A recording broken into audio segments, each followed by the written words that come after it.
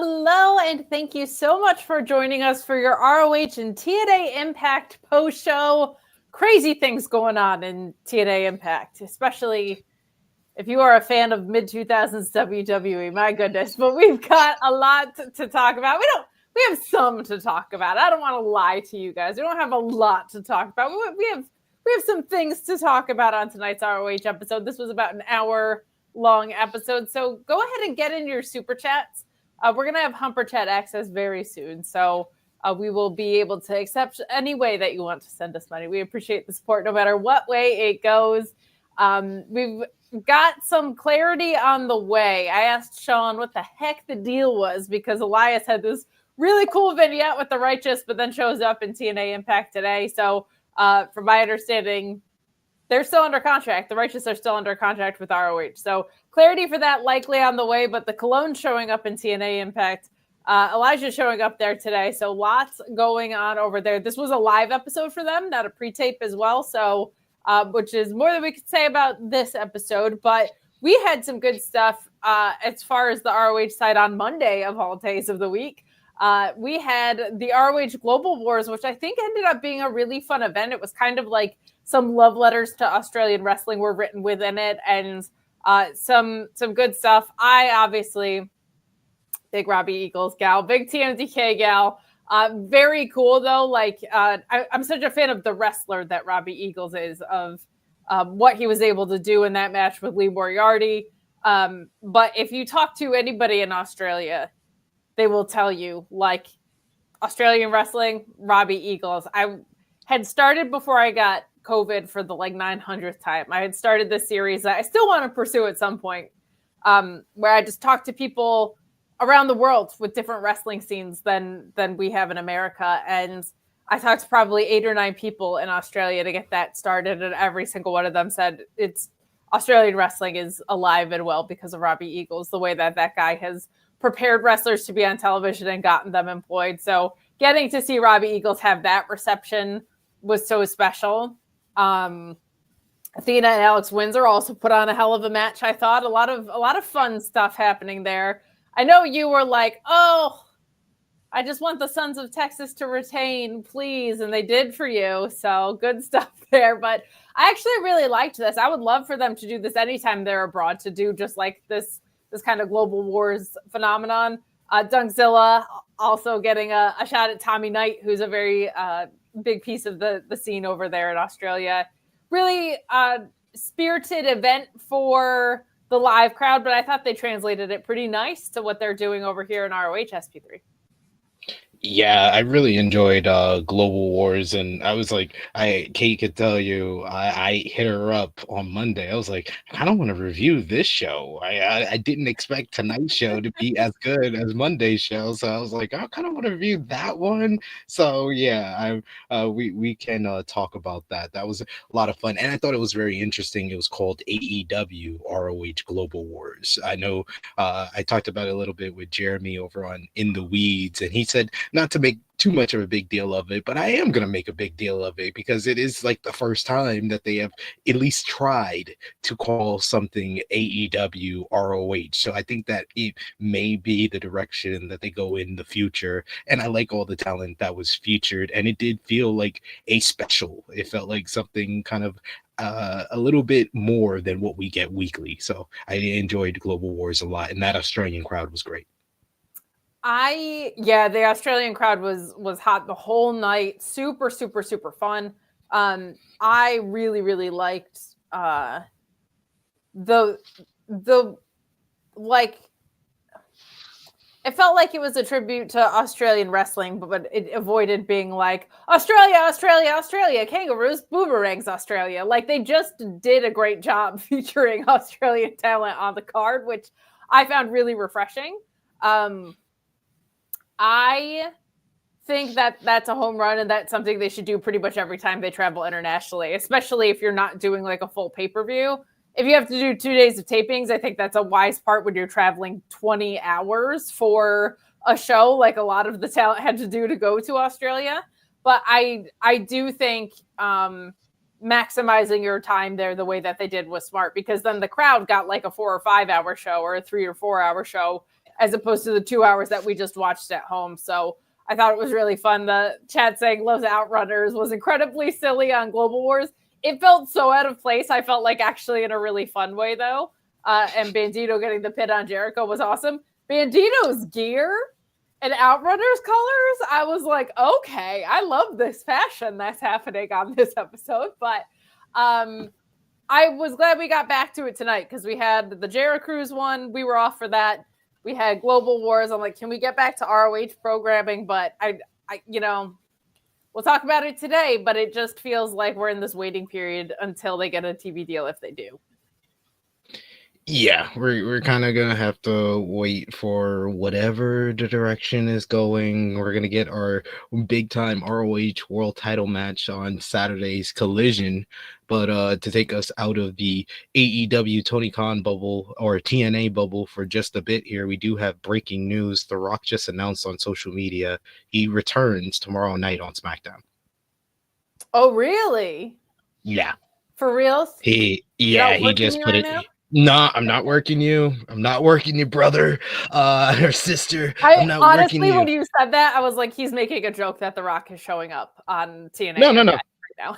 No, I'm trying to show it on my phone. But Rock put bold and disruptive, unpredictable and dangerous. The final boss returns live on #SmackDown tomorrow at 8 p.m. Eastern, 7 p.m. Central on at USA Network, at WWE, at TKO Corp. I'm sure it's a complete coincidence that it was announced today that he's going to be in like a Scorsese movie or something. Exactly. We're like if people were wondering, oh, why is The Rock not gonna do WrestleMania? Oh, probably because he's gonna try to get his first Oscar by being in a Scorsese movie. Yeah, we'll see how that goes for him, but that'll make my SmackDown post show very interesting tomorrow. So I'll take it for sure. But same. Please leave a thumbs up on this video, guys. Get into your super chats. No humper chats tonight. We'll also remind you, of course, to subscribe to FightfulSelect.com. Best $6 in the biz, or $64 a year. We had correctly reported the Elias news, whichever brother you want to call up there. But there was some confusion about that. Sean had clarified that he was, in fact, not signed with Ring of Honor. That's very disappointing to me to see, because I really liked what they were doing. I feel like the Righteous should be tag champions, if not trios champions in some way. So I was looking forward to what that act could be under the ROH umbrella. Now it feels like it's either happening somewhere else or it fell apart at the seams. I'm not sure which, but I do know Sean is looking into it because I was like, what the hell, man? So, but we've got a lot to talk about. News on that debut, as well as the Colognes debuting in TNA Impact as well. Also on FightfulSelect.com for you. Sounds like they're making the most of their live taping over there. So good for TNA Impact. We've got some ROH to talk about. I did also want to thank you guys, 127,000 strong on the subscription front for YouTube. So thank you so much for that. If you're not subscribed to our YouTube channel, would definitely recommend doing so, not just for the little alarm bells that let you know when people like me and SP3 are on, but you also get some exclusive content back there as well. SP3 actually filling in for us on Saturday for the Collision post show, which I hope will be a fun follow-up. AEW is back on a heater today, and if Tony Khan being this in the weeds is what it takes to make this project work, I hope that, or promotion work rather, I hope that he is like Jumanji levels of in the weeds, because it's been a much better month of programming for AEW. But let's talk some ROH tonight. I got to say right off the bat, we talked about it last time. Ian being on Dynamite, what an uplift for the product that was. Yesterday, on a 3-man booth, he kind of played a different role, and he was freaking great at that too. Like, I know I'm a Stan account at this point, but like, the role of kind of sitting back and connecting dots is actually really, really challenging, I feel like. And that's why so many 3-person booths don't work. Like, it always feels like it's a 2-person booth and another guy. He did a really good job in that role and really stepped in when he needed to. And I loved the sincerity we got with him when it came to the robe, talking about ROH and Jimmy Rave and saying, like, as the voice of ROH, this affects me so much. 2 nights in a row of Ian Riccaboni. I'm a happy gal. Anything that you thought about ROH or AEW having Ian back on it? Because, man, aces for me. Myself and Jimmy Rackaram over on True Hill Heat, we have a saying. Once the show starts and we hear that Ian or Nigel is on commentary, it's a point up. Because they are so much better than the usual team on Dynamite, and I do agree that he played like a different role, but at the same time, I thought that Excalibur did a good job of adapting to Ian and really kind of giving him the reins at some point to do the play-by-play. Like Excalibur is still the lead commentator, like he would go to like the ad reads and stuff like that, but he kind of gave the ball to Ian. He was like, Ian, you're the good point guard. You're the better point guard. I'm just going to play the 2-man, but I'm still the captain. So, hey, here's the ball. You run the plays. You do the show. And I think that it worked out very well for the commentary. Commentary was much better the past 2 weeks. Tony Khan, it's not a coincidence. And what we gotta understand, like the reason why Kate always compliments the commentary team of Ian Riccaboni and Caprice Coleman is because commentary has an effect on the show quality. And I think that Dynamite has been much better over the last couple of weeks because you had Nigel last week, you had Ian this week, 2 weeks before that, the commentary team felt like they were more engaged into the product as well. So yeah, that will help with the show quality. But I agree with you. AEW is on a roll right now between Grand Slam, between the last month of Collision and the last 3 weeks of Dynamite. But we have to understand we can't just give them clearance and say they're back. Because it's only been a month, guys. It's only been a month. We need more than that. And we also have to remember pretty much every year they do really well going into Revolution. I think that we really have to give them credit for being back when we get a good Double or Nothing build, because it's been a couple of years since we got that. The fall off from All In and All Out is for real on the back end of their programming. Yeah, that's worse. But I'm saying, like, earlier in the year, we have not got a good build to Double or Nothing in quite some time, in my opinion. So I think that will be an indication if we're gonna get the drop off that we usually get after All In, All Out, is if we get a better build to Double or Nothing. I'm willing to say that they're back. I'm not willing to say that they're so back. That's where it really falls in line. But that's a really good point. And you're right about the reason I bring up Ian and Caprice is I find that so invaluable anyway. And on a product that can feel as lost as ROH can sometimes, it makes the difference between it being watchable and unwatchable. I really feel that way. It's your point about Excalibur seeming like very comfortable in that role. I noticed that too. And I also felt like Taz kind of just was like, I'm just going to sit back and have fun with this one. Like his sense of humor is always a strength, but like he just seemed to feel everybody felt so comfortable. It felt like, whereas when Tony Schiavone's there, I love the guy. I think he's great as an in-ring interviewer and he does so many things, but like, I feel like at this point, what a moment is all I get from this guy. Like on commentary, I'm done with kind of like what he's bringing to the table. For so much of an historian that Tony Khan is, Tony Schiavone has never been good on 3-man announce booths, dating back to WCW. Dating back to WCW, he's never done well at 3-man announce booths. He's much better when it's just him and Nigel on Collision. I agree with that entirely. And that is, a lot of 3-man booths are awkward. So like, I get that because it's kind of like, well, what role am I playing here? But let's dig into this episode of ROH. Double Riccaboni days. I had double Vic Joseph days on the NXT and SmackDown side. It was a good commentary week for me. But let's dive in. We have our former Pure champion and Wheeler Yuta beating Fuego del Sol with the Psycho knee. I love that he still uses it, even though Danielson is like out of the picture. It's such a dick move. But post-match, he's choking out Fuego with the chain in a surfboard, which I loved because I'm disgusting, but because also like this was one of those things where I was like, I don't know if I've seen people use the chain in a surfboard before, because that feels like such like a highly like specific to a technical wrestler kind of thing. And I feel like chains and aggressive, violent stuff is not usually interwoven in this way all that often. And I loved how brutal that looked. I thought Fuego sold the hell out of it. And a lot of credit to that. And I feel like we're talking about how like comfortable commentary felt yesterday. I feel like Wheeler Yuta feels so at home in ROH. And I don't know if that's because so much of his time in ROH has been pure matches and he just thrives in that environment. He's very, very good at those. But like, there's just something where it feels like he's on a field trip in the ring or something. Like he's just, there's this interconnectivity with who he is as a wrestler in the ring. Maybe it's because he's free from being in a stable at this moment in time, but like, he just looks so at home in an ROH setting.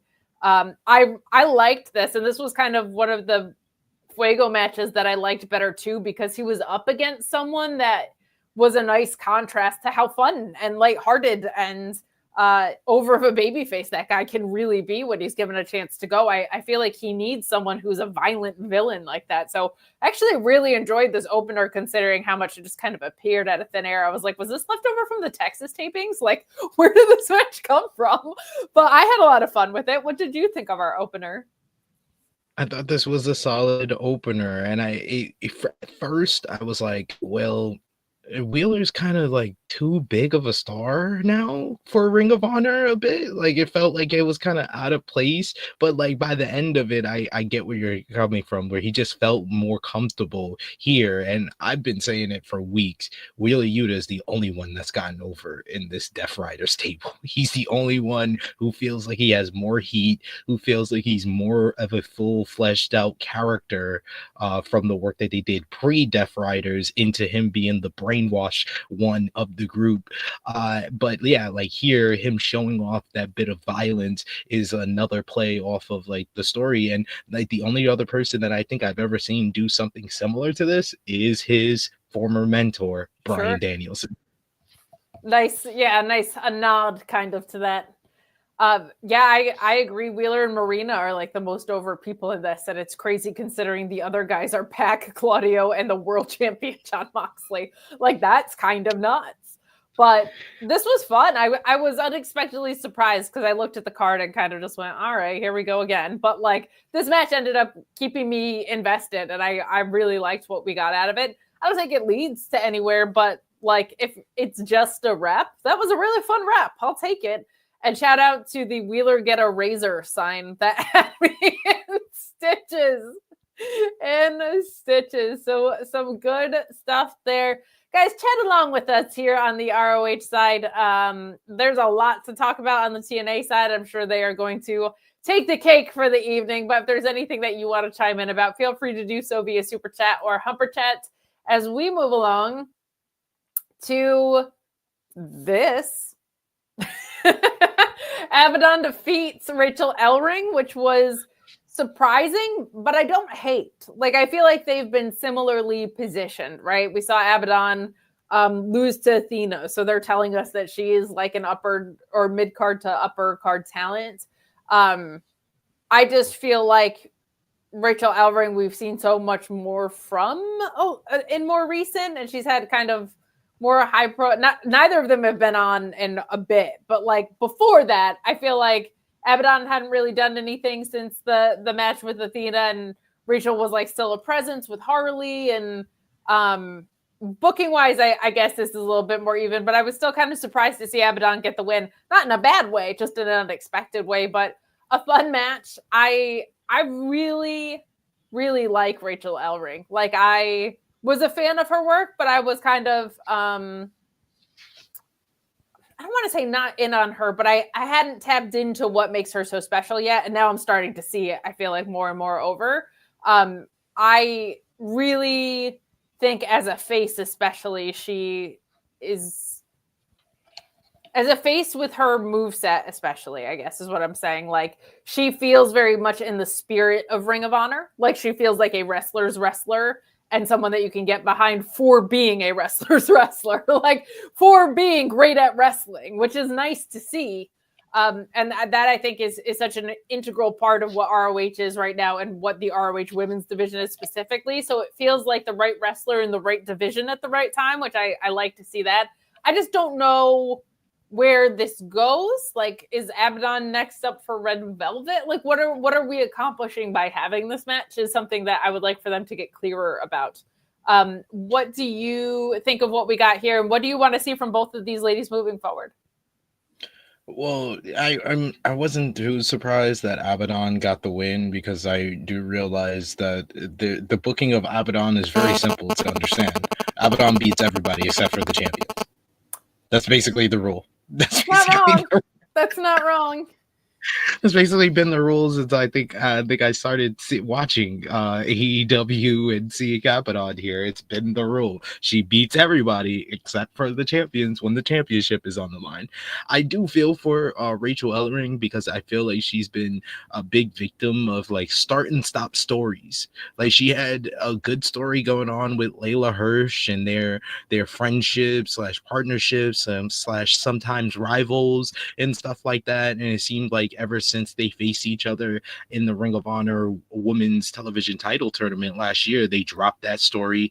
Then last summer into the fall, Rachael was developing something cool backstage with those vignettes with Harley Cameron, but Harley Cameron got way too over and is way too entertaining that they called her up to the main roster and kind of just never finished anything with Rachael, and Rachael was kind of left to her own devices. And now the last couple of times we've seen Rachael, she's been putting over people that are higher up on the pecking order, apparently, to her. So I do feel for her. I do think that they should try to find another new story or another new friendship. It seems that seems to be the only stories they like to tell, where Rachael is her developing these friendships, but actually follow through on it and tell a story that has a beginning, middle, and end.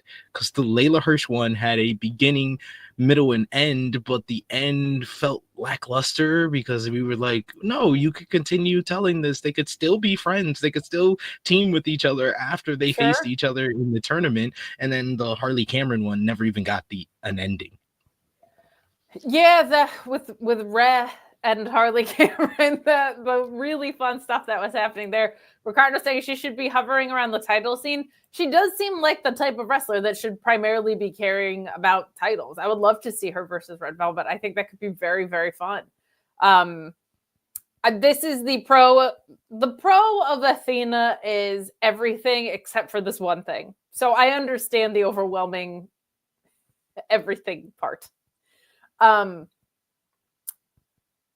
It does not feel like she's in danger of losing the title anytime soon. Like, it's just not going to happen. It feels like we're probably looking well into spring or summer, probably Billie if this story is continuing, etc. So I do think, like, what that does is kind of hamper the on-show competition. There's just a ceiling on it. But you have this TV title, and I think you have to do a better job of developing stories with it, because I think that Red Velvet hasn't had fully built stories, but she's had a good character arc. So some more built stuff going into it, I think would be helpful. And I feel like Diamante, we haven't seen in a while. Mercedes Martinez, I don't know where she is. Like, there are all these kind of people that were like in that TV title tournament that are just floating around loose right now. Queen Amanada, I guess, is on the main roster. I don't know. But there's some paths to titles that aren't fleshed out. And I feel like if Rachael Ellering had said, I'm coming for you, or Abadon had in a really creepy way said, I'm coming for you, this would feel like it meant more. Yeah, this would feel like it has a point to it. And that's what a lot of the issues with Ring of Honor is that there's a lot of different matches, and sometimes we don't really know what's the purpose of them. Like, we have a couple of story sets going on. You got the Athena and Billie, which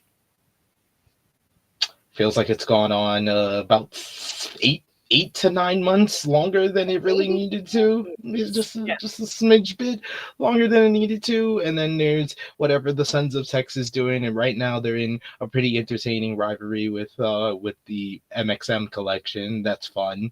But it's a lot of the other stories, like you have Jericho and Bandito. That's mostly been on AEW television. Like, we really, outside of Global Wars, we haven't got anything of that on AEW television consistently. Bandito hasn't even had a match on official AEW, on ROH You don't even TV. know he's back from his concussion on ROH television.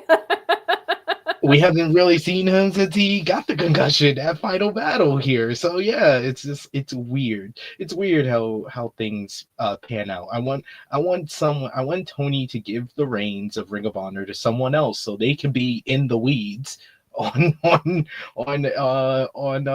ROH television. Someone needs to kind of just sink their teeth into everything and have everything have a purpose on this show. But if it's just going to be show number 3 that Tony Khan is booking, we're going to get a lot of random matches that we don't see the point for when it's happening.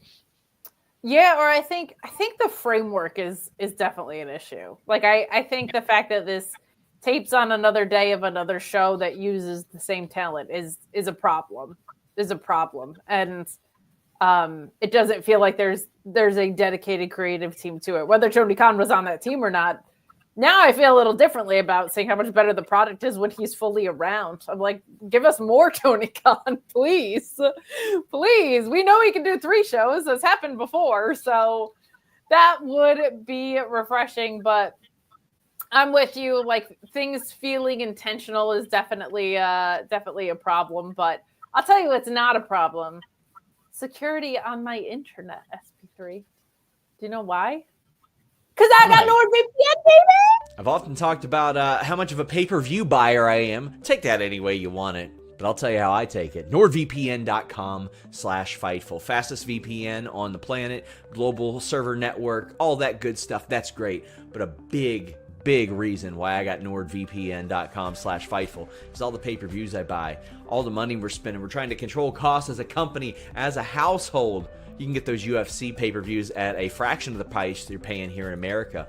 Plus, you can get all kinds of great content that you wouldn't normally see thanks to those services as well. Shows that are on overseas services, things that you want to watch a little bit early so you get on that UK time and watch them. Being able to change the interfaces of things like the WWE Network. Maybe you don't like Peacock, anything like that. NordVPN.com/Fightful gives you that ability while having the fastest VPN on the planet. Also, you just get so much more out of your internet experience with NordVPN.com/Fightful. Subscribe to Fight and AEW Plus. Watch AEW without commercials. Watch bare knuckle boxing. Watch UFC pay-per-views, boxing pay-per-views at the rates they're getting over in the UK. Change your virtual location with just one click. And hey, if you need any help using it, they got that 24/7 tech support. NordVPN.com/Fightful.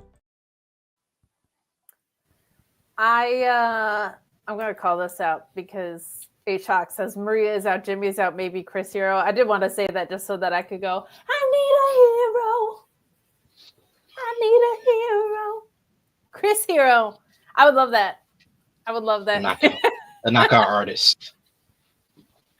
Hell yeah, he would be great. He would be a great dedicated creative resource, I think, for them. But guys, we are continuing along here. Get in your super chats. The TNA show is going to have a lot to talk about. They've got Elijah, Elias, Ezekiel, whichever brother he might be at any given time, is driving Kevin Owens nuts somewhere that guy's back in wrestling, I'm sure. But they've got the Colognes showing up, and Joe Hendry just seems like he's trying to put on a concert, and it can never happen. I guess that's what we're doing over there with Joe Hendry.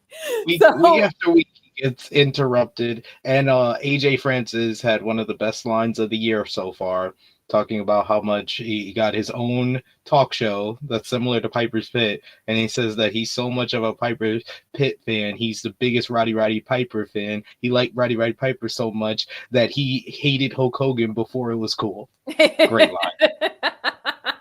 Great line. Good stuff from AJ Francis over there, but let's keep rocking and rolling on this episode of ROH. Let's actually stick with some women's action because we do have Billie Starkz versus Hyan. And this was another one that I thought the in-ring kind of outkicked the coverage of what was set up because Hyan is very good. Billie Starkz is very good. And I felt like their chemistry was great. And how quick of a match this was, I was like, this was actually really compelling. Like, I want to see it run back more and given like a more proper shot on here. But I think she calls it the Rubik's Cube, right? That's the Goy driver. Billie Starkz picks up the win, but I was having a lot of fun with this. They like are kind of a similar size. The styles collided in the right way, and they were similar in the right ways. I felt like it was a really fun mix, and I kind of want to see more of what they opened the door to here. And I want to see Hyan signed somewhere. It is silly that she's not. I think we have Viva Van now under the AEW umbrella, so she's coming in. She and Hyan were kind of like two of my top ones on the market. There's so many great women in independent wrestling right now. Becca not being WWE ID tag blows my mind. Like it's a Maggie Lee, Brittany Brooks, J-Rod. Like there's so many great. Sandra Moon. But like when people would ask me like who's next up on the indies, these two always came to mind. We're like Viva Van and Hyan. Great to see Hyan here. Sign her up, lock her down, keep her around. But I really liked the chemistry. That just something about it got me invested pretty quick over here. Yeah, this was a short, hard-hitting matchup. I like that they gave Hyan a little bit something in this matchup, and I like that we got a little bit more of cocky Billie, despite of how the entrance went, where Athena was quite abusive. We love our minion Overlord. We love our fallen goddess, but I didn't understand her snatching Billie by the wig like that. I know, aggressive. I was like, that was kind of aggressive. I'm sorry, Athena. I'm sorry, Athena. I'm sorry, Athena. Don't grab me by the hair like that. But yeah, that was kind of aggressive, but I like that brought out more of the aggressive, cocky style that Billie Starkz really got. We saw Billie kind of gain her confidence in the ring when she was Ring of Honor Women's Television Champion. We saw a little bit of that in this matchup, especially at the end with her wiping her boots on Hyan. And I agree with you, Hyan. She's just been everywhere. She's been in TNA. She's been in AEW. Been in ROH. All over the independent scene, and really a stalwart of that Texas scene that I think that she does deserve the opportunity to at least get like a per appearance deal with one of these places to just try her out, see if she gets over, and I'm sure she will. I agree. I think she's fantastic, and I feel like she would fit in on this brand in particular. I agree with you. Like when I think of where she goes, like if I was playing matchmaker between promotion and wrestler, I would say ROH or New Japan Strong. I feel like both of those should cross over more. I would like to see that a lot, but almost 2,700 of you guys are watching our ROH review. So thank you so much for the support. We do ask that you leave a thumbs up. We do ask that you subscribe, and we do ask that you stick around for the TNA Impact post show. It looks like Oba Femi showed up there as well, which is no surprise after what got set up on Tuesday on NXT, so some good stuff going on there. But let's loop back around to Lexi Nair, who's interviewing Jack Jameson before Garrison, Carter, and Vance interrupt and offer them a spot on the team. And the frat house comes to be, which you said you don't hate online, but you get the Von Erichs hate it. Outrunners. It just works. It just works. These guys be in the frat house. That just makes sense. The Von Erichs, who Marshall is healed up, so that's great. Happy to see them back in action. For the Von Erichs, the Outrunners and Top Flight defeat Premier Athletes in this newly formed faction. Great way to get them over. Let's get them right out the gate. But I will say, Mark Sterling's the one that took the pin in this. Total recall from the Outrunners, who are still over like Rover Band. They're still getting crowd reactions. We had a really nice, I think it was Truth Magnum who had this like flurry of offense in the middle of this. That was very fun. Punching everyone and slamming everyone in their youth the way that they do. Here's what I don't like about this. I don't like that you pin a new faction. Like, they didn't take the pin, but they're on the losing side immediately. And I don't like that the Von Erichs came back immediately to not their title. It's stupid. What the hell are we doing? The Von Erichs came back after 6 months of not defending the Ring of Honor World 6-man tag team titles, and they're in a 12-man tag with 2 other tag teams against 2 different factions. 2 different factions that don't really win that often. Well, the Frat House does, and I don't understand why they did like 1 squash win for the Frat House, and then they're in this there's just way too many random multi-man tag team matches in Ring of Honor. No men's single stuff happening. Like, it's Luke Johnson and nobody. They never build. It never builds to anything. It never builds off anything. It doesn't even matter. It's just the weekly. It's the weekly episodic random 12-man tag on ROH TV. It never does anything. I mean, I just looked at the state of the babyface team. You have the Von Erichs, so who was it? Marshall or Ross was injured. That's all fine and dandy. But the artificially induced title reigns in Ring of Honor is getting a little bit too much. It was one thing when the opening contest, Ian and Caprice are bragging about Wheeler Yuta's held the premier title for more days than anyone else in history across his 3 reigns, and I'm just thinking in my head, well, maybe because he was away and injured for like 6 months, and y'all just kept the title on. Yeah, let's talk defenses. That'll be cute. That'll get cute if we start talking defense numbers. Yeah. And then they just did the same thing with the trio, with the 6-man tag team titles with the Von Erichs, and then Top Flight, man. Top Flight just makes me so sad. I know, it's heartbreaking. It's completely heartbreaking because you totally were building something on ROH. They were undefeated on ROH, but you just dropped that to do. I don't even know what they were doing on AEW television. They were having Leo Rush and Action Andretti break away from them and create their own tag team that also isn't on TV right now. But that's besides the point. And then finally you have the Outrunners, where I'm like, why are we having the Outrunners appear every single week on this show? And then the Sons of Texas are the tag team champions. Like, it's so obvious that the Outrunners are way more over than the Sons of Texas. Like, and if you gave an inkling of the storyline and TV investment that you put in the Sons of Texas into anywhere else on this goddamn show, I think that the show would be much better. Both the tag titles and the trios titles were formed because Texas. And the 6-man titles have been out of action because of injury, and the tag titles have been... I mean, the stuff with the Righteous was great. Outside of that, I don't know. Matthew Hook's asking, are there any bookers Tony could hire to help him? Absolutely. Everybody always says Scott D'Amore, and I'm like, no. Because that's...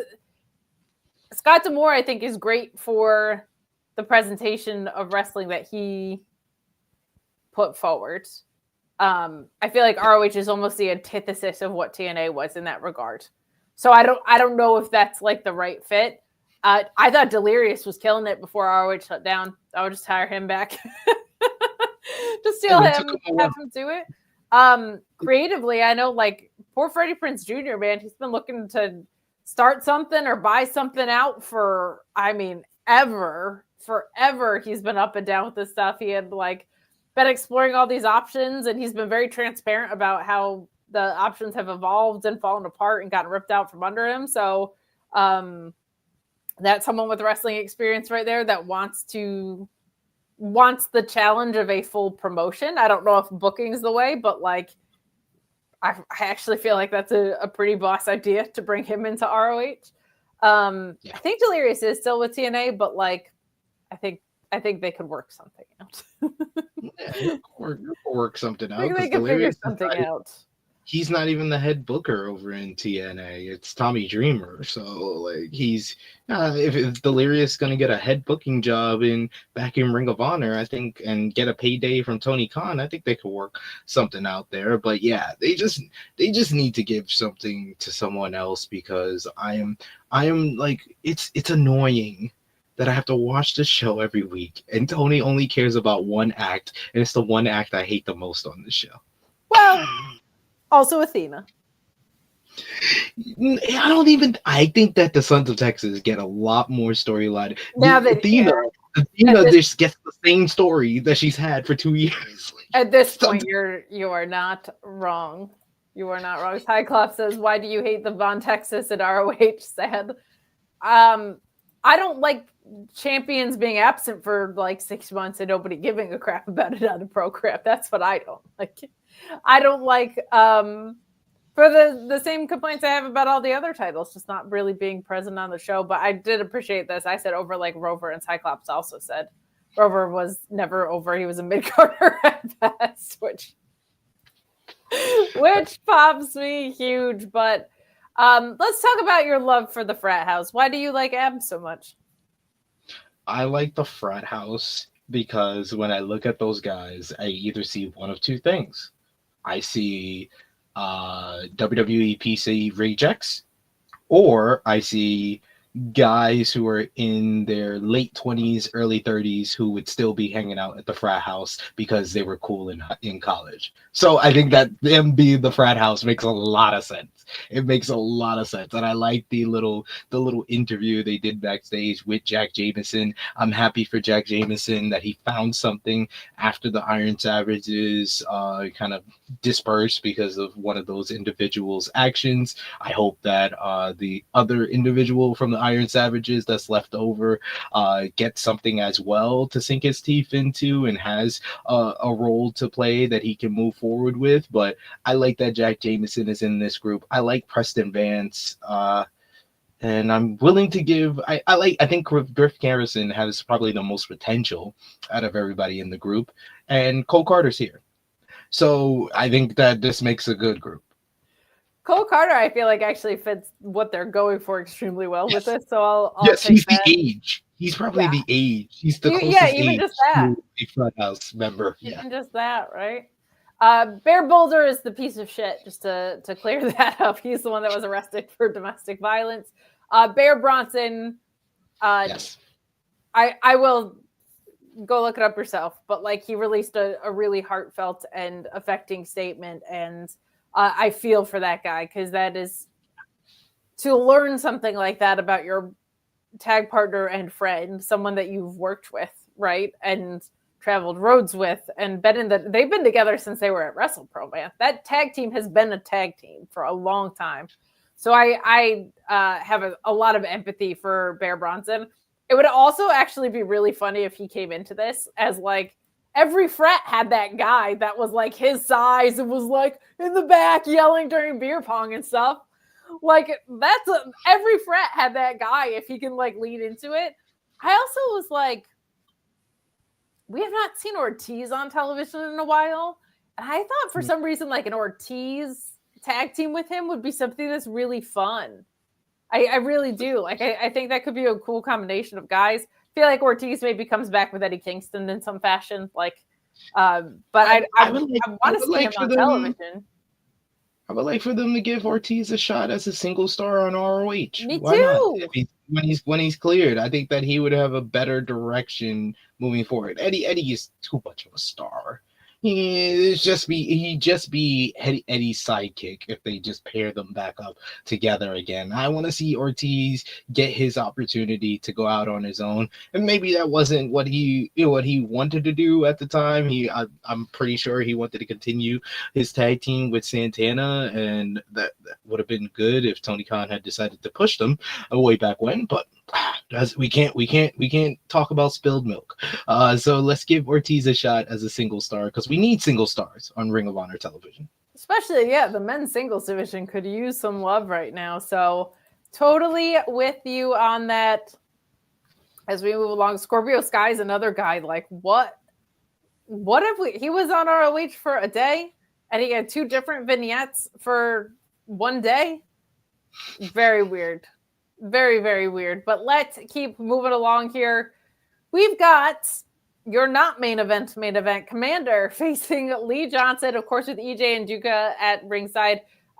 We had Lee Johnson winning a proving ground match by lasting the time limit previously to earn this. So this was nice. There was at least some kind of creative consistency that went into this, which I appreciate. Lee Johnson, now this is his 3rd title shot, though, and he didn't win. Komander does win with an incredible shooting star press, per usual. But this is the problem with no like other male contenders being built up, like I've been complaining about for months, is like, now what does Lee Johnson do? What does he do? Are him and EJ and Duca a tag team? Why isn't EJ and Duca wrestling? Like, part of the issue with having no contenders for titles really is that then when you do build up someone and they lose, they have nowhere to go anymore. So that's part of my frustration with this. But really, really good match. We talk about it a lot. Lee Johnson has improved so tremendously. And like now the nuances I feel like are really starting to come along with him too. Like he got the fundamentals down and then he put the whole picture of what it means to be a pro wrestler together. And now we're starting to see like facial expressions and these little movements that I feel like more in-ring completion as far as stories go coming to life, which is nice to see. But I had a lot of fun with this. He sold the hell out of some of the stuff that Komander was giving him too.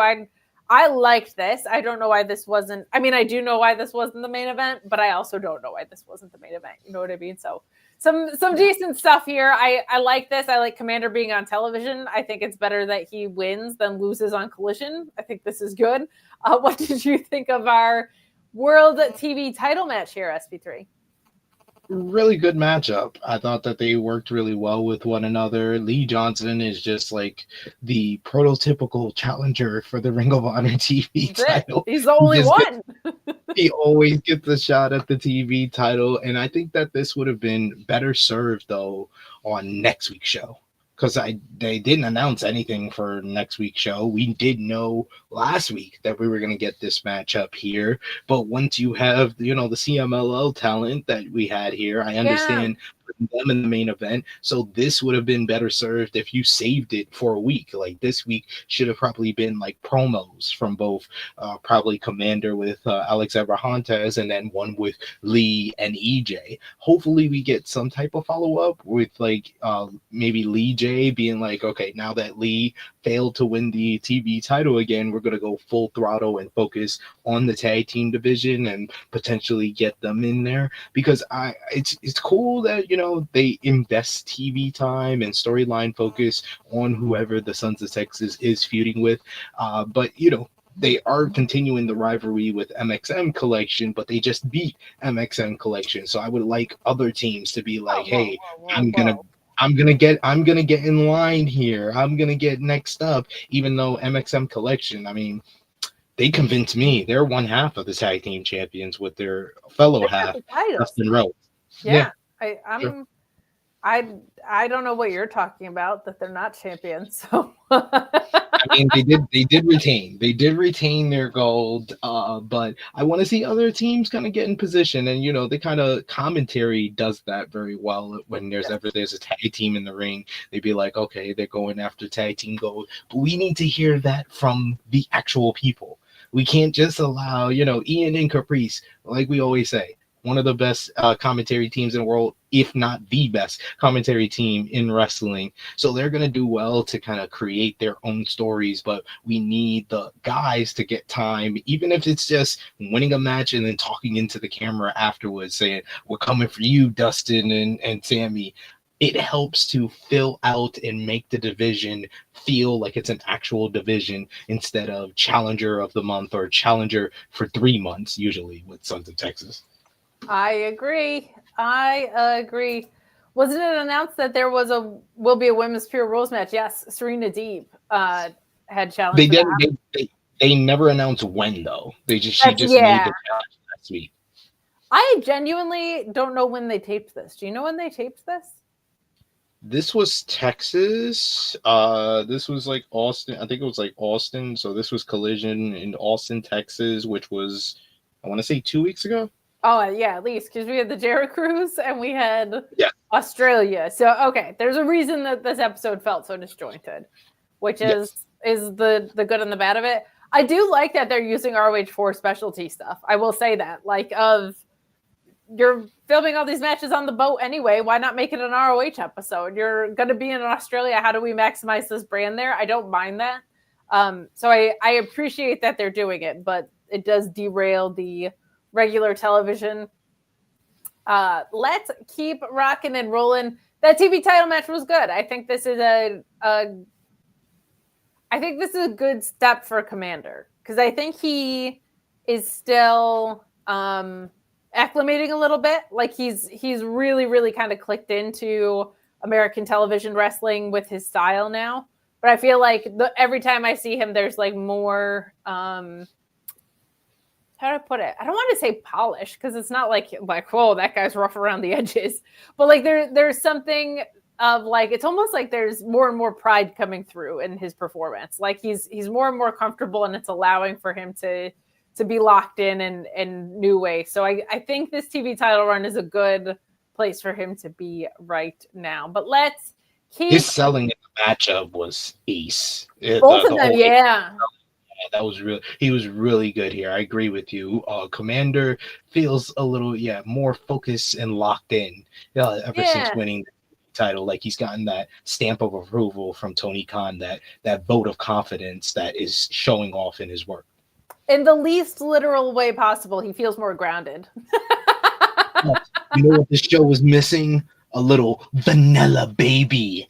It was missing Blake Christian, but now that we're talking about when this was actually taped, I think it kind of makes sense.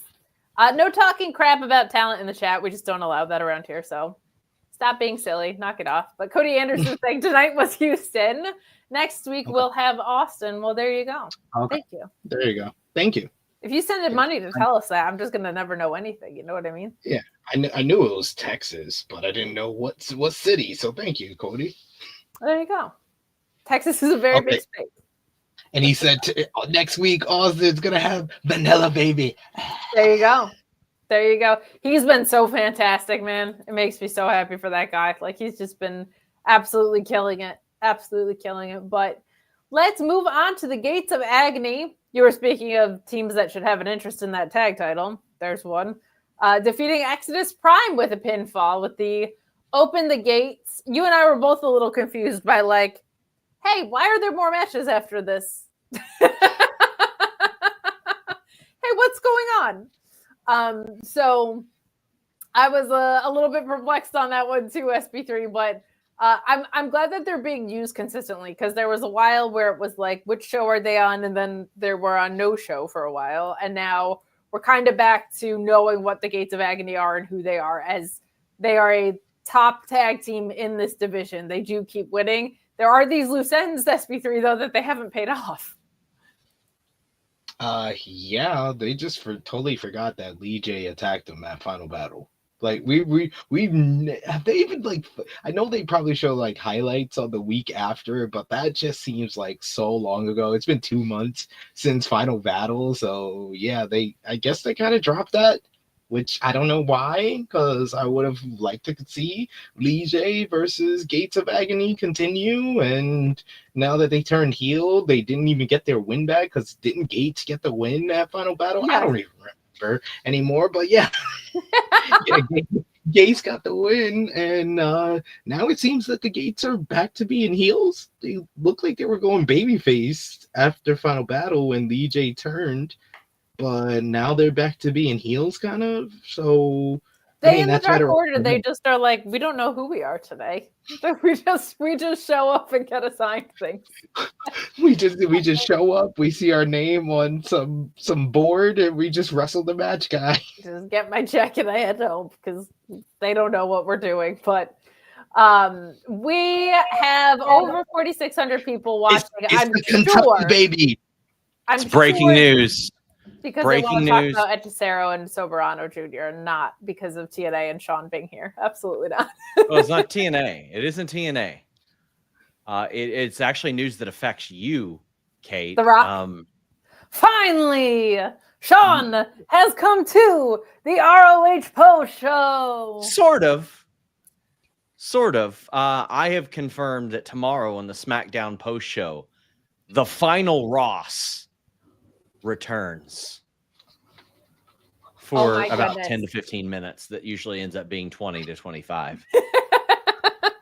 Well, it's good when people have questions for you. SP3, you got to be with me on this, and Alex. Like, how is she going to have a turntable back there and not turn into DJ Lethal from Limp Bizkit? Have you considered that maybe I'm just picking my time? Like I'm just waiting for my moment. Listen, Kate, DJ Lethal was multi-talented. He was also the DJ for House of Pain. So there you go. And he got into a whole beef with Eminem. He did. He did. I had man, you want to talk about a deep cut. So today, Eminem was announced for the soundtrack of 2K.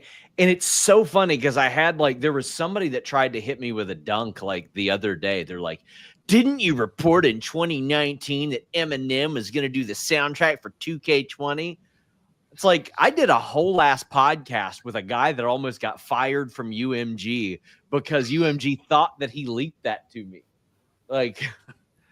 Eminem is in whole ass movies about his stuff getting leaked and how he doesn't like it. They pulled out of that deal, and I just want to say, Eminem, you are welcome for leaking that and keeping you from doing the soundtrack for WWE 2K20.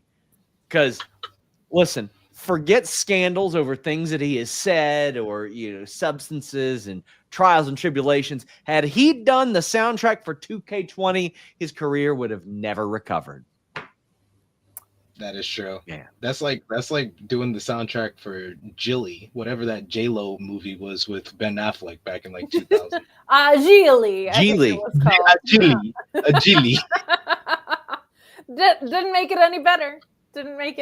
But we do have our main event to talk about. But Sean, I assume that you've got some scoop skis that you're popping on to talk about here as far as the TNA Impact show tonight, which had 2 major debuts going on. Lots happening in TNA world.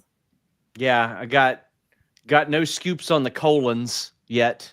Or AKA, what is it? The colons?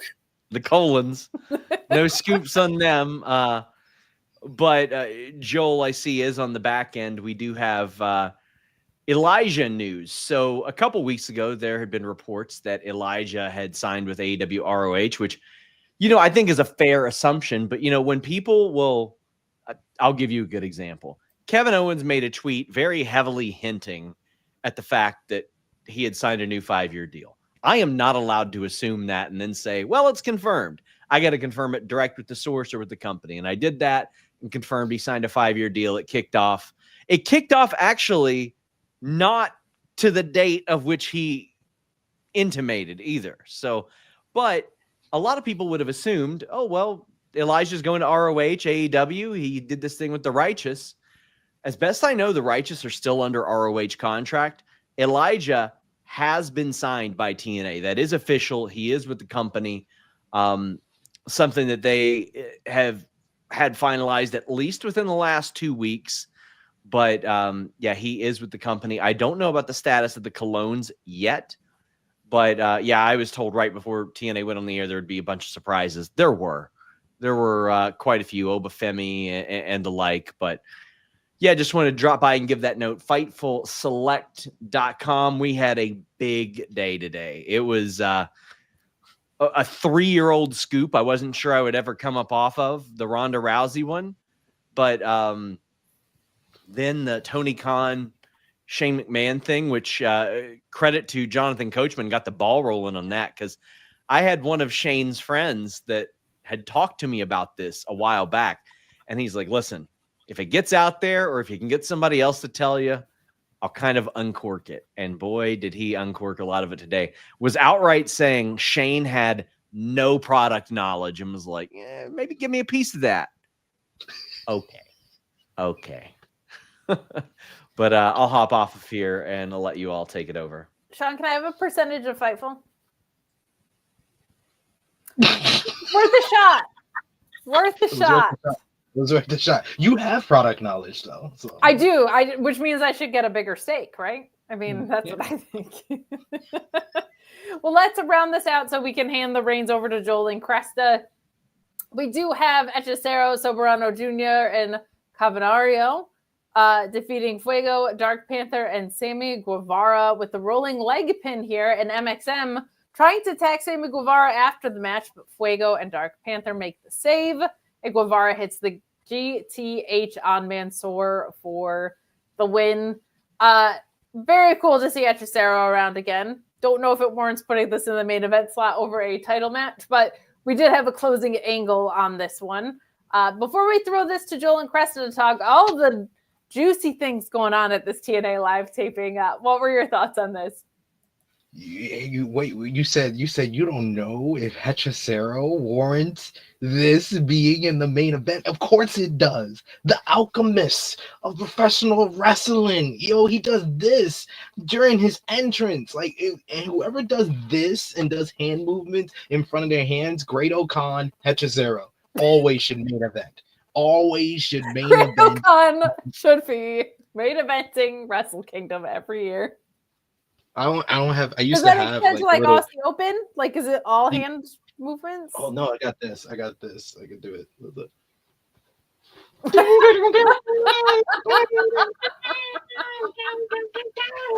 So I love me some the alchemist of wrestling. Love that finishing sequence that he did. This was a lot of fun. This was probably this and the Lee Johnson versus Komander matchup. It's probably the two best matches we've had on a single episode of ROH in a couple of months.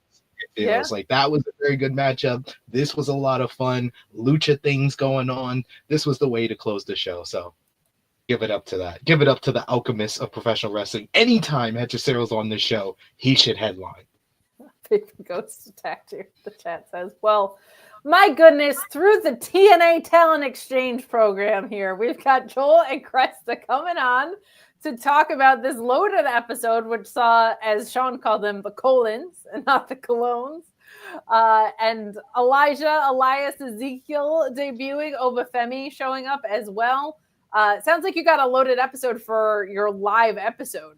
This was not pre-taped. You had a full live crowd. What did you think of what we got tonight? Where do you want to start? You want to start with Tessa, we coming for you. Tessa, we coming for you. I was telling Joel in the notes, these are the most Tessa notes I have. And it's all what the crowd was chanting. Tessa, the door. She's awesome. Racist. Damn. We did that one too. So I'm just letting everyone know that we're doing our journalistic approach to Journalistic reporting. integrity. Yes, we report accurately. That's what we do. We report accuracy here on Fightful. And those were things that were shouted at Tessa Blanchard tonight. And then when Santino said, you have to wrestle next week or you're fired, they chanted, please don't wrestle. So if you're wondering how the Tessa Blanchard and TNA experiment is going, it's going up, guys. I'll let you in on a secret. There's a song by the Migos that perfectly describes the situation. It goes, in the kitchen and I'm cooking like a stir fry because they cooking her. They cooking her shit. You know what? I'm going to hang up and listen. Great seeing you guys. Later, guys. Oh, baby, we're back. We're so back, baby. What a world. My God. You know what? It's funny because it was a good episode. It was. Honestly, I was sports entertained. I was thoroughly sports entertained because, first of all, Joel, your flowers in real life, too. Oh, we'll get to that. When we do the intro and the audio, yeah, people are going to I'm going to tell everyone a story. When Sean was on, I wanted to pop on and tell him how this all came about because he's somewhat involved in the story. We'll talk about it in just a few minutes. Hell yeah, brother. Man, what a night. That was, again, I think that was a really, really strong episode. The audio sync issues we'll talk about that, but other than those production issues, which honestly are pretty common with TNA these days, this was a strong episode. They really want to make these live episodes something to talk about, and they gave you a lot. So it was good stuff. I think they did a really good job with this, and they're still taping now. And I will be I'll have spoilers up on Fightful.com via Jeremy Lambert and whoever I'm getting my spoilers from. Wink, wink, nod, nod. So we'll have those for those who want them. There's plenty going on. We're talking about it. So hi. You know, I have those same feelings. TNA tonight was very, very good. I liked every angle. I can't believe I'm saying that. And honestly, in my dream, wrestling is 50% carny in a positive way, not derogatory, and 50% graps. And I got two bards coming together.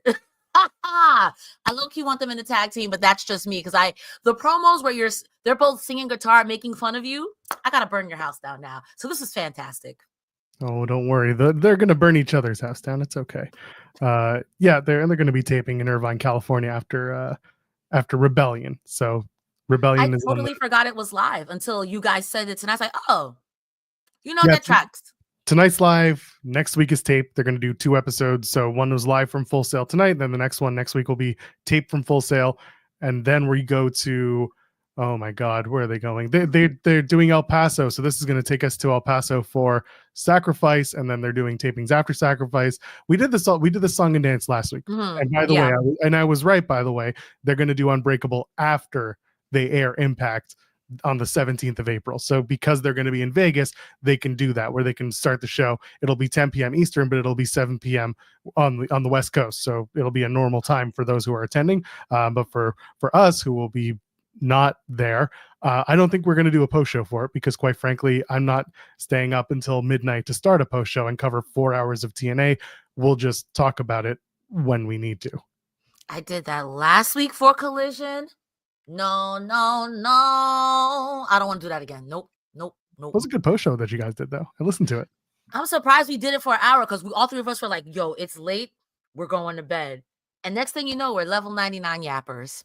Good for you. All 3 of you. Love it. You ready to do it? Hell yeah, brother. And a 1 and a 2. Hello, friends. We're back again. It's Fightful.com. February 20th, 2025. It is time for your TNA Impact post show. Impact live from Full Sail University tonight. You know who I am. I am at Joel Pearl, or thejoelpearl.com, over on Blue Sky. And of course, with me always, the one, the only, my ride or die, because we brought that back tonight. Hell yeah. It's Stars here. How you doing, Cresta? Hi, I'm doing well. I'm excited. Wrestling has been really great, especially tonight.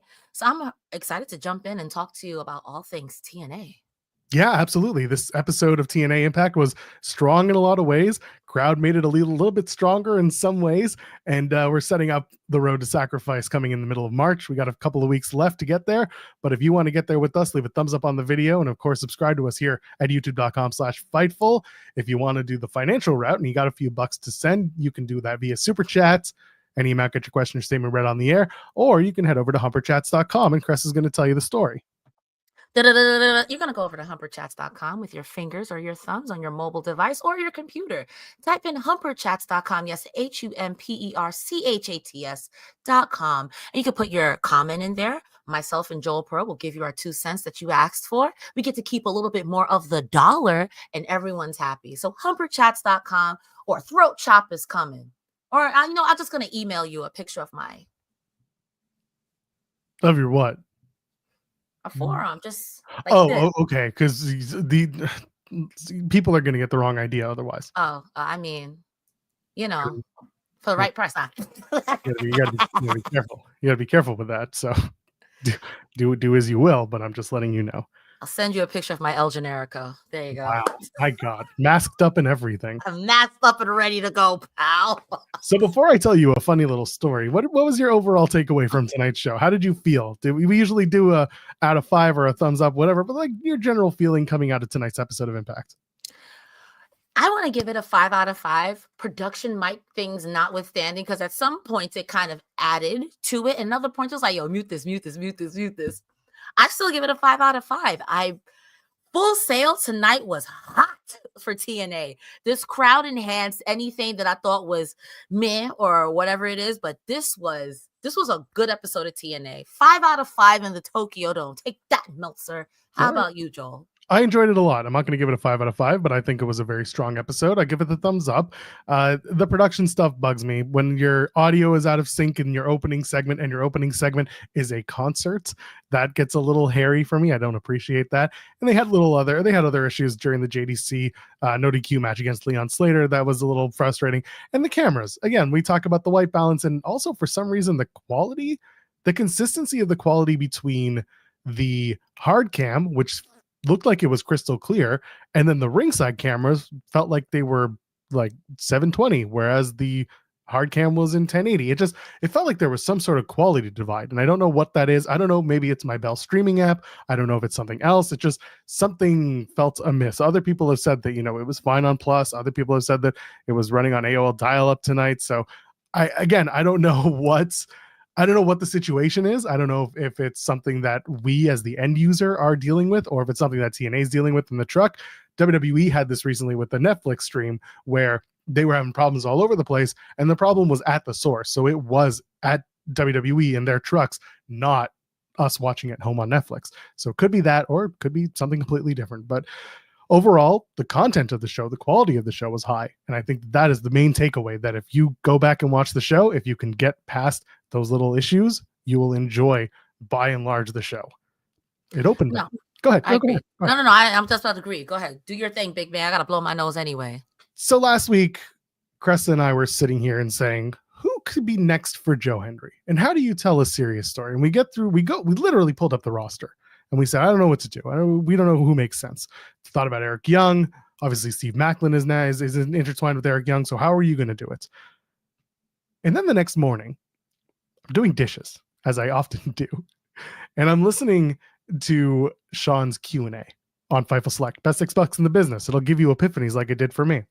And he's talking about the news of Elijah, or the former Elias, not signing with AEW or Ring of Honor because he put out a video with the Righteous.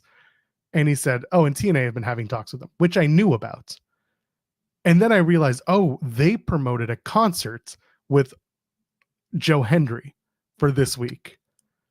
Who's the other guy that plays guitar and is going to out guitar Joe Hendry?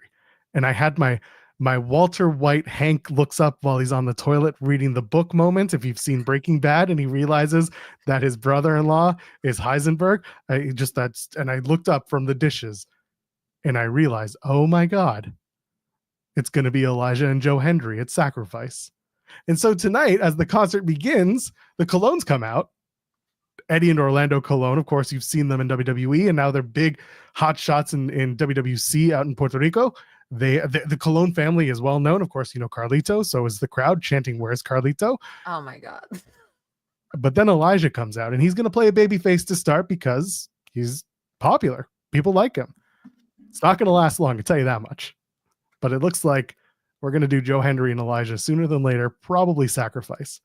But I absolutely had my moment where I was like, to the point where, Cresta, you can stand by this, literally messaged you and said, it's Elias. I'm not mad at that. Like, as a nerd, two bards together doing bard wrestling, that's sports entertainment, baby. That is, and it makes so much sense. I want to say that their moveset is kind of similar, that power move. And these two guys, man, again, the promos, the vicious mockery from the both of these guys in a tag team and solo is going to be fantastic. The promos between them is going to be fantastic. And I think, like you said, that's a good way to draw out that serious that people are looking for, because Elias can give it up. So it's going to be strong. They do end up tag teaming tonight. And just to prove for the video that I'm not BSing you, those are the DMs. Not exposing my DMs live. I know, live on the air, no less. Damn. You can get us into a controversy, Joel, please. Oh yeah, I'm sure the rest of our DMs that are completely nonsensical will break everybody. We're both gonna get committed if people see our DMs. Like, yo, what's going on with you two? Like, wrestling, I guess.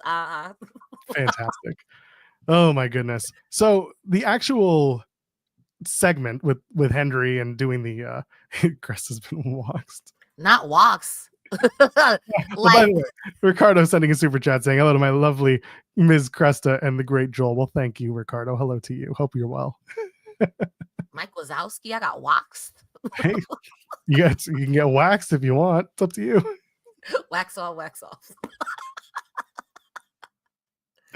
Oh, so Hendry does his thing. He says he's got the TNA championship. He's going to challenge anyone, anytime, anywhere. Any challengers can step up. And then he starts singing "It's Hard to Be Humble When You're in the Royal Rumble." It's cute. You know, the crowd's into it. Florida and Full Sail, they love doing it. And then, like I said, the colognes come out. Sean's working to figure out if that's a one-time deal or if that's just if they're signed to something a little bit longer. I wouldn't mind seeing them because that tag team division in TNA can always use some guys like Eddie and Orlando Colon. They are fantastic wrestlers and fantastic tag team guys that were never given the full opportunity in WWE, where tag teams didn't matter when they were there. But then Elijah comes out and he does his shtick, and then Santino comes out and makes Joe and Elijah versus the Colognes for later tonight. You want to just talk about the match? Yeah, I think we should. It's very transitional, leads into each other. It was the main event, and I do appreciate when a show opens with a segment that leads to the announcement of a main event. Joe Hendry and Elijah beat the Colognes. For some reason, I had it listed the other way in my notes because I think I was expecting something else. I was expecting Elijah to turn on Joe Hendry, but anyway. I was too low-key. I'm like, there's no way that man's your friend.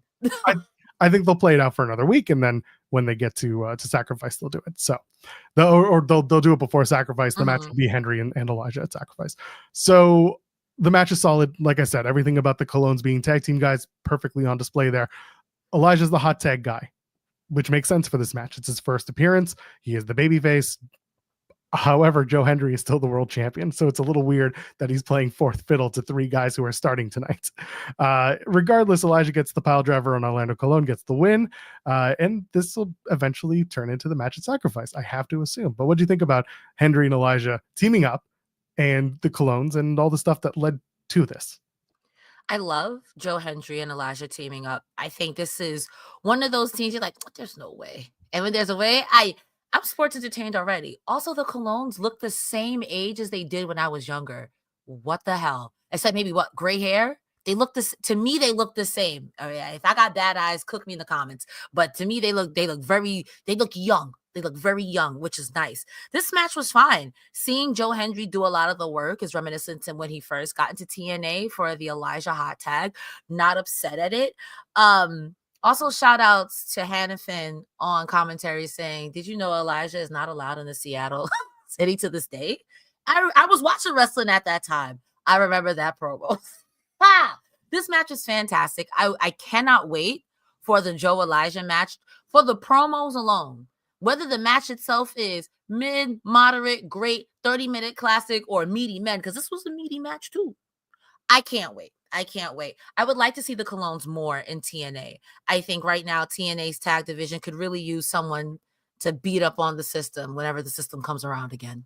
I can tell you this much, and I'm not going to spoil anything, but I will say that coming out of the tapings tonight, the Colognes are going to be factored in a little bit more with stuff going on in TNA. That's as far as I'll go. They weren't a one and done. They are involved in the tapings. They do make an appearance, so you're not going to be without the Colognes at least for the next week or two.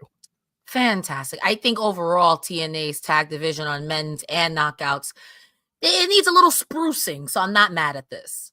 Yeah, absolutely. And these guys, again, great wrestlers. They can tell stories. They've been around the horn for a long time, and they have the prestige of being in that Cologne family. So I think it's a win. I would love to see them stick around, but again, it's up to the deal that they have or don't have with TNA. Yeah. Jim Miller's backstage with Leon Slater. This was a weird promo because Leon Slater is talking about how he wants to gain the respect of the TNA crowd. And I'm like, you already have that. And then he says he wants to earn his place in TNA. And I'm like, again, you already have that. So what is this match about? Obviously, he's taking on JDC in a no disqualification match. He wants to take it to the system. He wants to beat the system. He wants to beat up JDC. But this promo kind of didn't land with me because everything Leon Slater said he wanted to get, he already has, especially when it comes to just the babyface presentation of Leon Slater. What do you think of this? I will say that it definitely gave someone who's trying to prove themselves, in my opinion, to people that you don't need to prove yourselves to. I can understand not wanting to be treated like a young boy, which absolutely the system is doing that to him. So I understand being like, yo, don't talk to me like that. You already know who I am. So in that aspect, I understand that. But like, it didn't fall necessarily flat, but it was like, why would you do a no DQ? They're going to jump you. That was my thought. Like, why would I understand you want to put him through a table, beat him with a chair, throw him down some steps? Sure, but you're putting yourself at a disadvantage. You're definitely going to cheat you out your boots, and it's all legal. And I get it. I wouldn't want someone keep trying to sun me, but at the same time, you got to be smart. You got to be smart about it, pal. Yeah, exactly. Well, the match itself, JDC does beat Leon Slater, but he had to get the entire system to get involved with this. It's a no disqualification match. Slater comes out with some Hardy-esque paint and a new kind of presentation to his gear, which I liked it. Does this high-flying stuff, does the up and over the top turnbuckles on the outside. They bring out the kendo sticks. Slater does a 450 swanton, which is his move through the table on the outside on JDC. But then the system come out. They put Slater through the table. The crowd chants for Obafemi. Well, as JDC wins, the Hardys come out, system beats them down, and NXT champion Obafemi comes out to a very big pop. Later on, Santino approaches the system, and he makes the match. Next week, it's going to be Edward Edwards, Brian Myers, and Moose, the system, taking on the Hardys and Obafemi on Impact, which I think that's a pretty sweet match. I'm looking forward to it. What do you think of the JDC Leon Slater match? It went a little differently than I think you and I expected. It was a very good match. Shout outs to No Blood. Hey, PG-13 for Cresta Star. Shout outs to the both of y'all. Also, again, Full Sail. This crowd was fantastic. Because when Fandango first came out, they were like I called them Fandango. I'm sorry. But that's what they were chanting. That's what they were chanting. They were letting this. It was great. This match is fantastic. And I think that sometimes we forget how good JDC is as a wrestler and just as a seller, because JDC looked like Leon Slater was beating the brakes off of him. Whether or not that's true, I believed it. Leon Slater, that 450 off the top turnbuckle to the first one where he did it, where he almost hit the announce table and was like, I don't do that. I'm a professional. And then the second one where he went through the table, disgusting. This boy is so talented. This man is so talented. But again, it's like, I don't know what you expected with the no DQ match. Like, maybe there's a conversation of inexperience that, yes, you're talented, but you're not thinking with your head. And while wrestling can be a physical sport that you are rewarded for playing well, but some of the best wrestlers aren't the ones who could give you a 30-minute classic. Jeff Jarrett still got a career to this day because he's a hustler, he's a swindler, he's a hard worker, but he's also smart about it. You know what I mean? Like, you got to be smart about it. So, the king of the mountain. Come on now. The JDC praise is absolutely warranted. When he grabs a kendo stick and he's hanging one arm and he's selling as if he had dislocated his shoulder. I thought that was really strong stuff. He's very wrestling minded. He's got a great wrestling acumen, and I like that Leon Slater gets to work with guys like this who get him focused on how to be a presentational wrestler, because Leon Slater has the moves. He can do it. You mentioned he goes over the top rope and he lands on JDC and he goes to the announce table and he's like, you good? And Heinefan's just like, we're good. Don't worry about us. Stuff like that is funny presentation. But like, again, it proves that he can do the moves and also still be an entertainer out of that. And I appreciate that in a good, well-rounded wrestler. I think there is always space for someone who can do those flippy flips and still be entertaining in a storytelling manner. And that's something that Leon Slater is working with firsthand with the system, and he gets to show that off. And with the Hardys too, he gets to do that with them. So I think that, again, everyone wins in this presentation.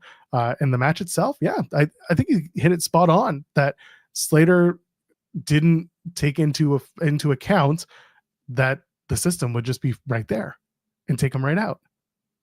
Yeah. No, again, I think there's a bright future for him, and he reminds me of a young Leo Rush, just so fast, scrappy, and like slippery.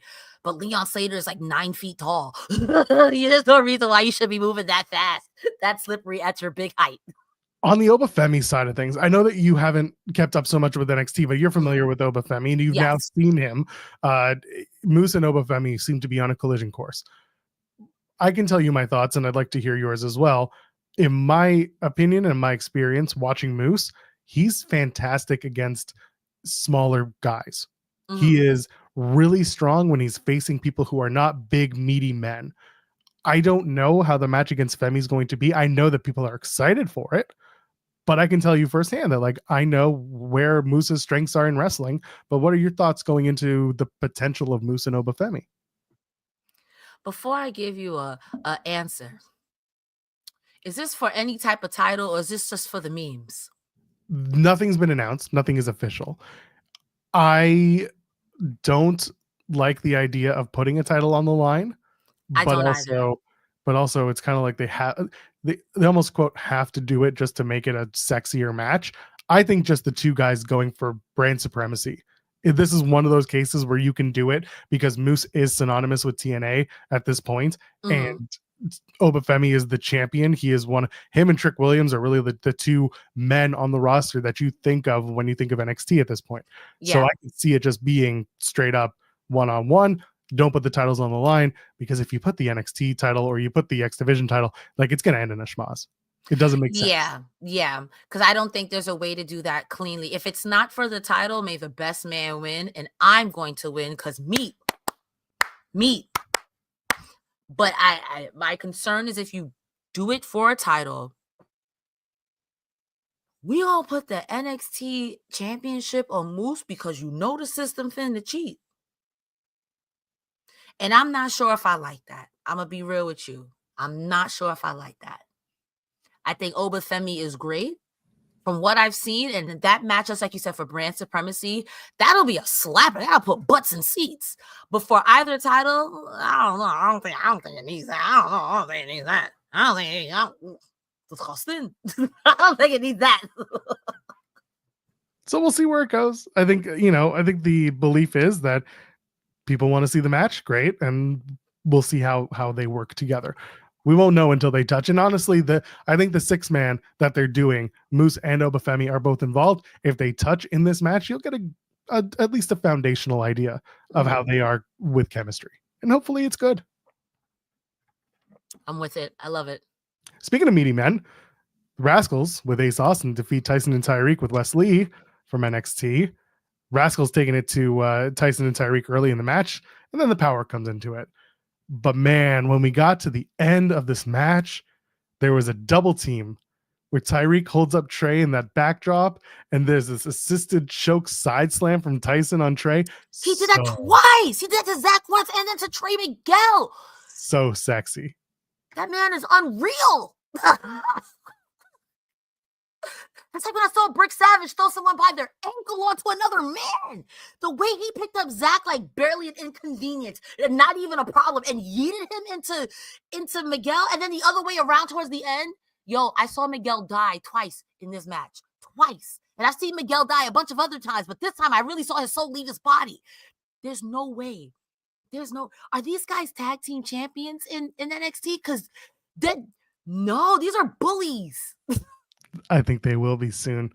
I think Tyson and Tyreek are going to be the ones to beat Fraxium for the NXT tag titles. I could see that because, like, Wentz and Trey Miguel are some of my favorite tag team wrestlers, period, across all bands.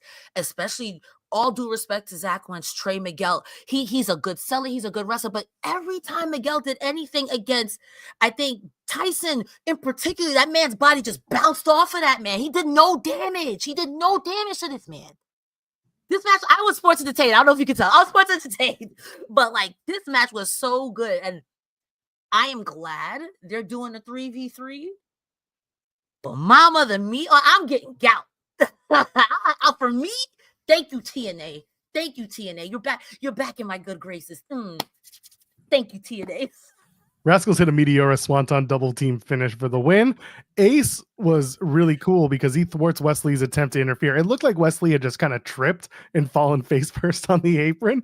And then that's when the commentary, they mentioned, Ace Austin thwarted Wesley's attempt. I was like, okay, because otherwise Wesley looked like a whole ass bitch. But anyway, it doesn't matter because what happened. And then post-match, Wesley challenges Ace and the Rascalz to a 6-man tag or sacrifice, like you said. The reason why I'm so high on Tyson and Tyreek for the NXT titles is because this is their excursion. This is it. They have not really been on NXT much. They haven't been a focus. They are going to TNA. They are learning. They are becoming stronger. They are doing more. The partnership with TNA is for stuff like this. Yeah. And this is what it proves, is that you got a tag team that you think can be something like Tyson and Tyreek, and you're putting them in a different space, and you're giving them the opportunity to shine, and you're working with Wesley as well, who is a seasoned veteran himself. And the Rascalz in ring, like, you're getting the full dynamic here. That is one of the things about the partnership that I think really works, and this might be one of the success stories. Yeah, everyone's a winner here. I very much to your point that Wesley and the Rascalz, especially Zach and Wesley, they have experience in that WWE ring. I've always been a proponent that Trey Miguel would be a fantastic addition to NXT, because I think the Rascalz presentation in particular is something very WWE. I could see it. The merch sells itself right there. I see it.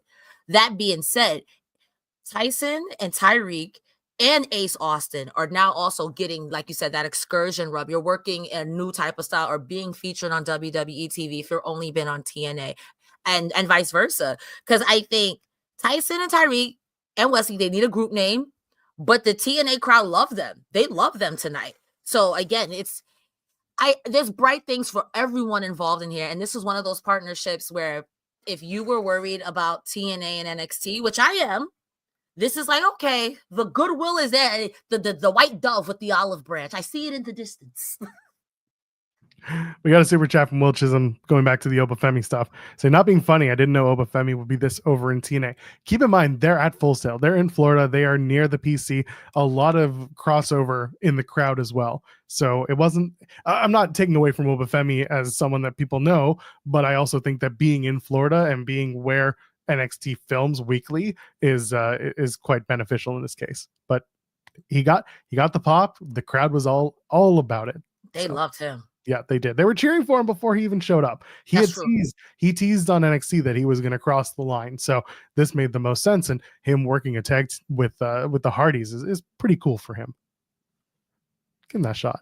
And Jay Hudson sent a super chat saying, Cresta Star, you are an awe-inspiring force. Everything you create radiates creativity and excellence. Your vibrant light illuminates the world around you. By the way, my niece adores you. Please, come on. Stop it. No, don't stop it. It's how I live. Yeah. Thank you so much. Listen, power to the people or something. I wish I had something inspiring to say. Chat's telling everyone to go to sleep. Stay up with us. Send your super chats. Get up there. Wake up. Wake up. Have some coffee. Get yourself some money and put it in this chat. How about that? Yeah, we got some coffee. Get you some money. Put it in your CD drive and email it to us right now. That's right. You know what? We got to do it. Otherwise, we can't ride first class in the penthouse. This segment ruled.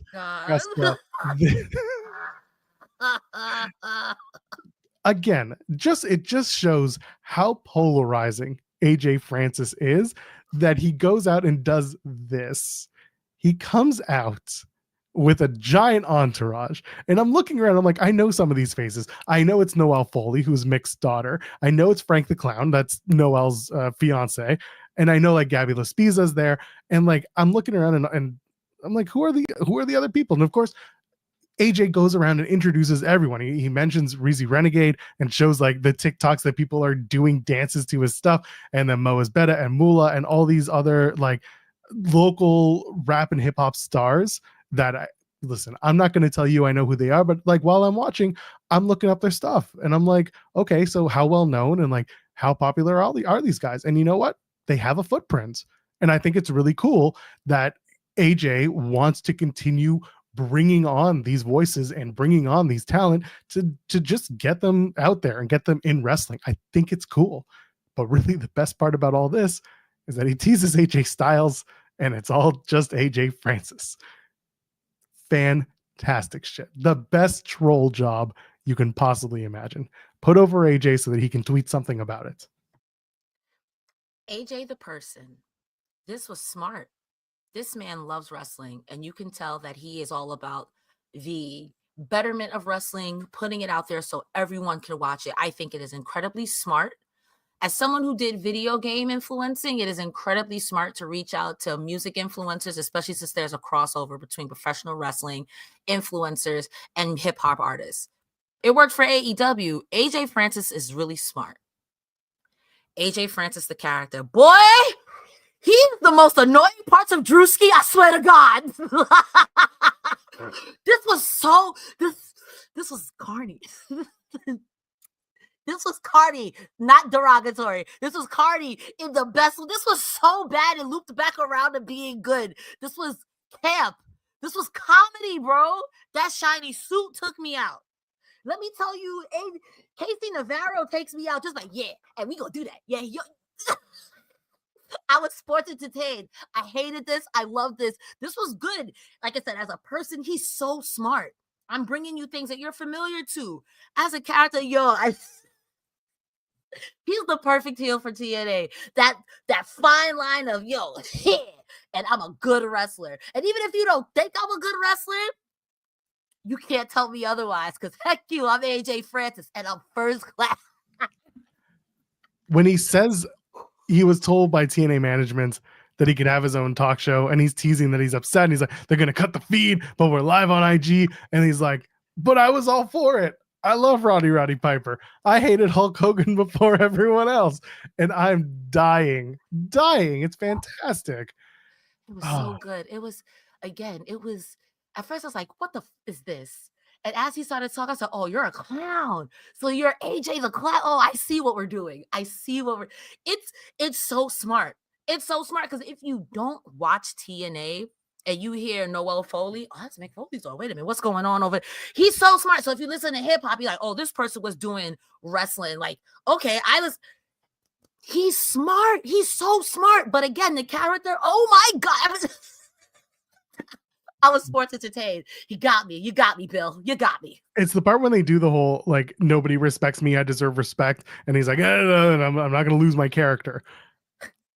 There were layers to it, because again, the dude gets so much unneeded and unwarranted hate online because they all think that he should be like this super duper worker, and people who haven't followed him or just want to be angry at him, they think about that one thing that happened on SmackDown, which, by the way, led to him figuring out or finding out that he was, I believe he said he was diabetic out of that whole ordeal, because his foot felt off when he landed wrong and all this stuff. He ended up having like a health, discovery out of that.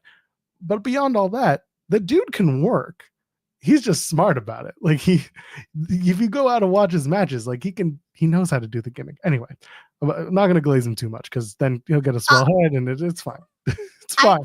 I will say it is a little weird. If I don't know you, you know what I mean? I'm not a hater for free. If I hate you, it's from a nuanced standpoint, and not just because you wear yellow socks. You know what I mean? I don't know AJ. I know AJ Francis, the character. If because his name is the same, don't do that. Come on, wrestling fans. You can't be mad at the character. You can't. If the Miz was doing this, you'd be fine with it. If it was MJF doing this, you'd be fine with it. You can't be mad at the character. The character is exactly what it needs to be. You don't know that man to hate him. Go outside, hate your school bully or something. You don't know that man to hate him. Exactly. Oh man. Sammy Callahan's screaming again. He says he's hunting dumbasses, and he finds Mance Warner. They fight, the feed cuts. That's going to be a hardcore match at Sacrifice. Just make the announcement. I'm sure next week we'll do that. Yeah, whatever. You'll watch it. I'm trying to figure out where I want to go next. Santana in group segment. This was really interesting. They went somewhere I didn't expect. So this past week on X or whatever platform, whatever social platforms you want, Santana had mentioned that he was 2 years sober. And I immediately thought about that when they cut to this video where it's Santana sitting in a group setting and they're talking about one day at a time. And I'm like, oh, this is supposed to be like an AA style meeting. And then Ali walks in with the good hands and Tasha Steelz behind him. And he sits down with everyone. He starts calling everyone inspiring. You've all overcome addiction. And then he starts with this like mind game pandering routine. His political guy. He tells them not to overstep, to take it day by day. Don't add pressure to your lives because you're still addicts at heart. And it's okay to be, it's okay to let the leaders lead and for you to fall in line. And then he says, things can change, Mike, but people like you don't. He's seething. Mike Santana is sitting there seething the entire time.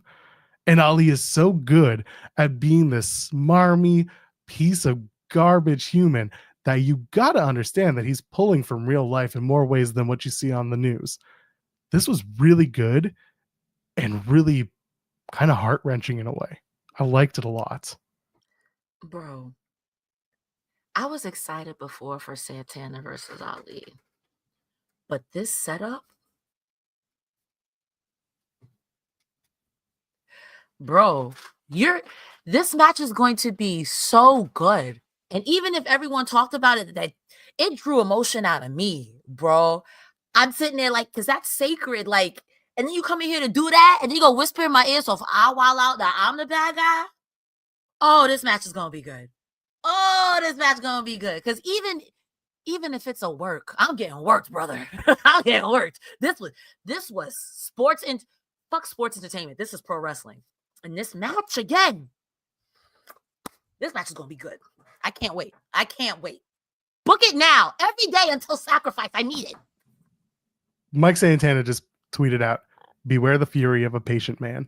I'll leave it at that. Yikers. I will have to quote Frankie Kazarian here and say, listen, Mike Santana is trying to be a decent man during indecent times. Don't do it. I can't. Again, this match is going to be good, but I can't wait to see how this turns out. I don't know when it's going to be announced that they're doing this match, but when it happens, it's going to be fantastic. I'm really looking forward. And this is something that Jeremy and I talked about on In the Weeds with the Joe Hendry situation, building up challenges for him. And I said, they have challengers. They got two. It's Ali and it's Santana, but those two are currently doing above and beyond what the world title is doing. That's got to be taken care of. Yeah, and I do think that there are maybe more people storyline suited for it, but everyone right now, on TNA side, men's in particular, everything is top heavy. Moose is intertwined with TNA stuff. Macklin and Young are intertwined with each other. Who else? Joe Nick Hendry, Nemeth. right?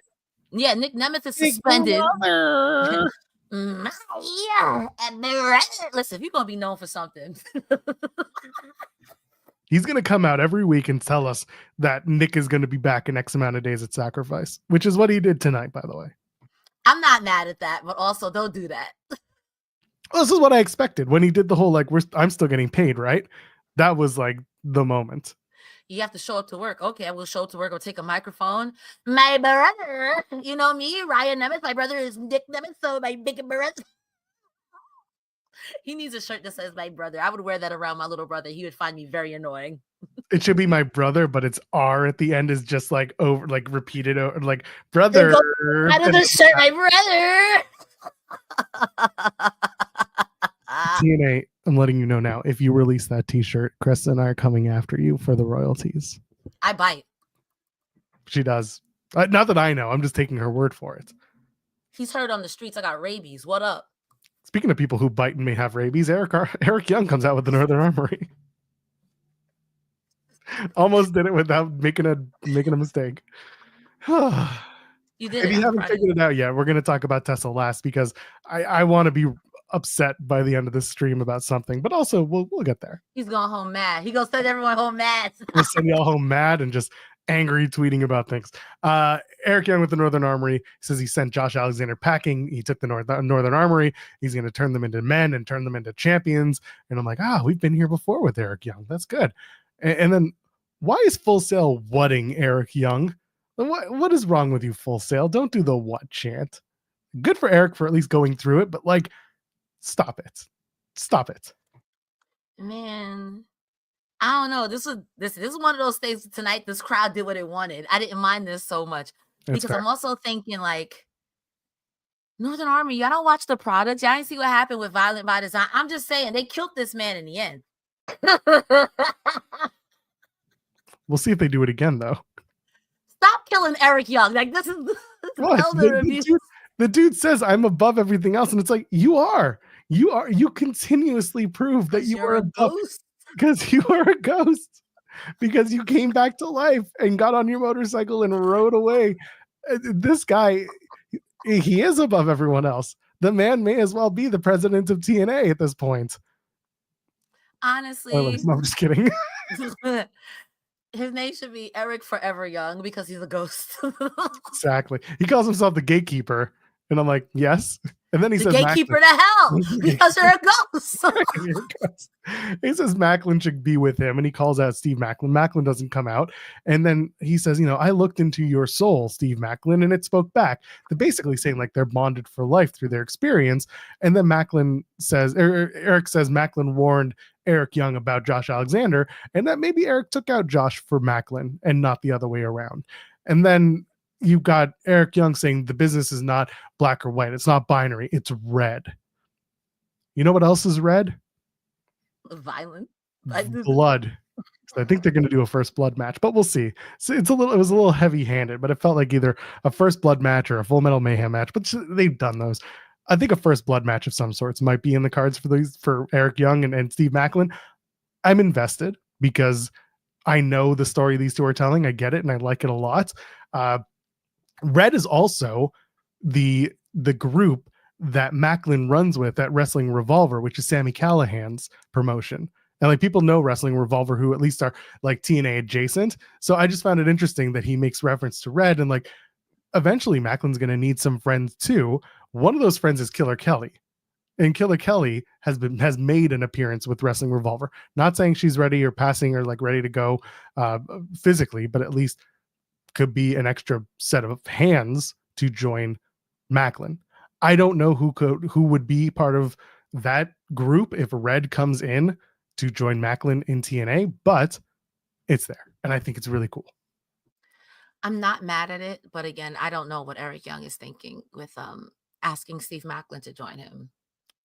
I watched Northern Armory zip tie Steve Macklin's arms together, and then they damn near psycho need that man's head off. Every one of them, including Josh Alexander, who also gave him a C4 spike.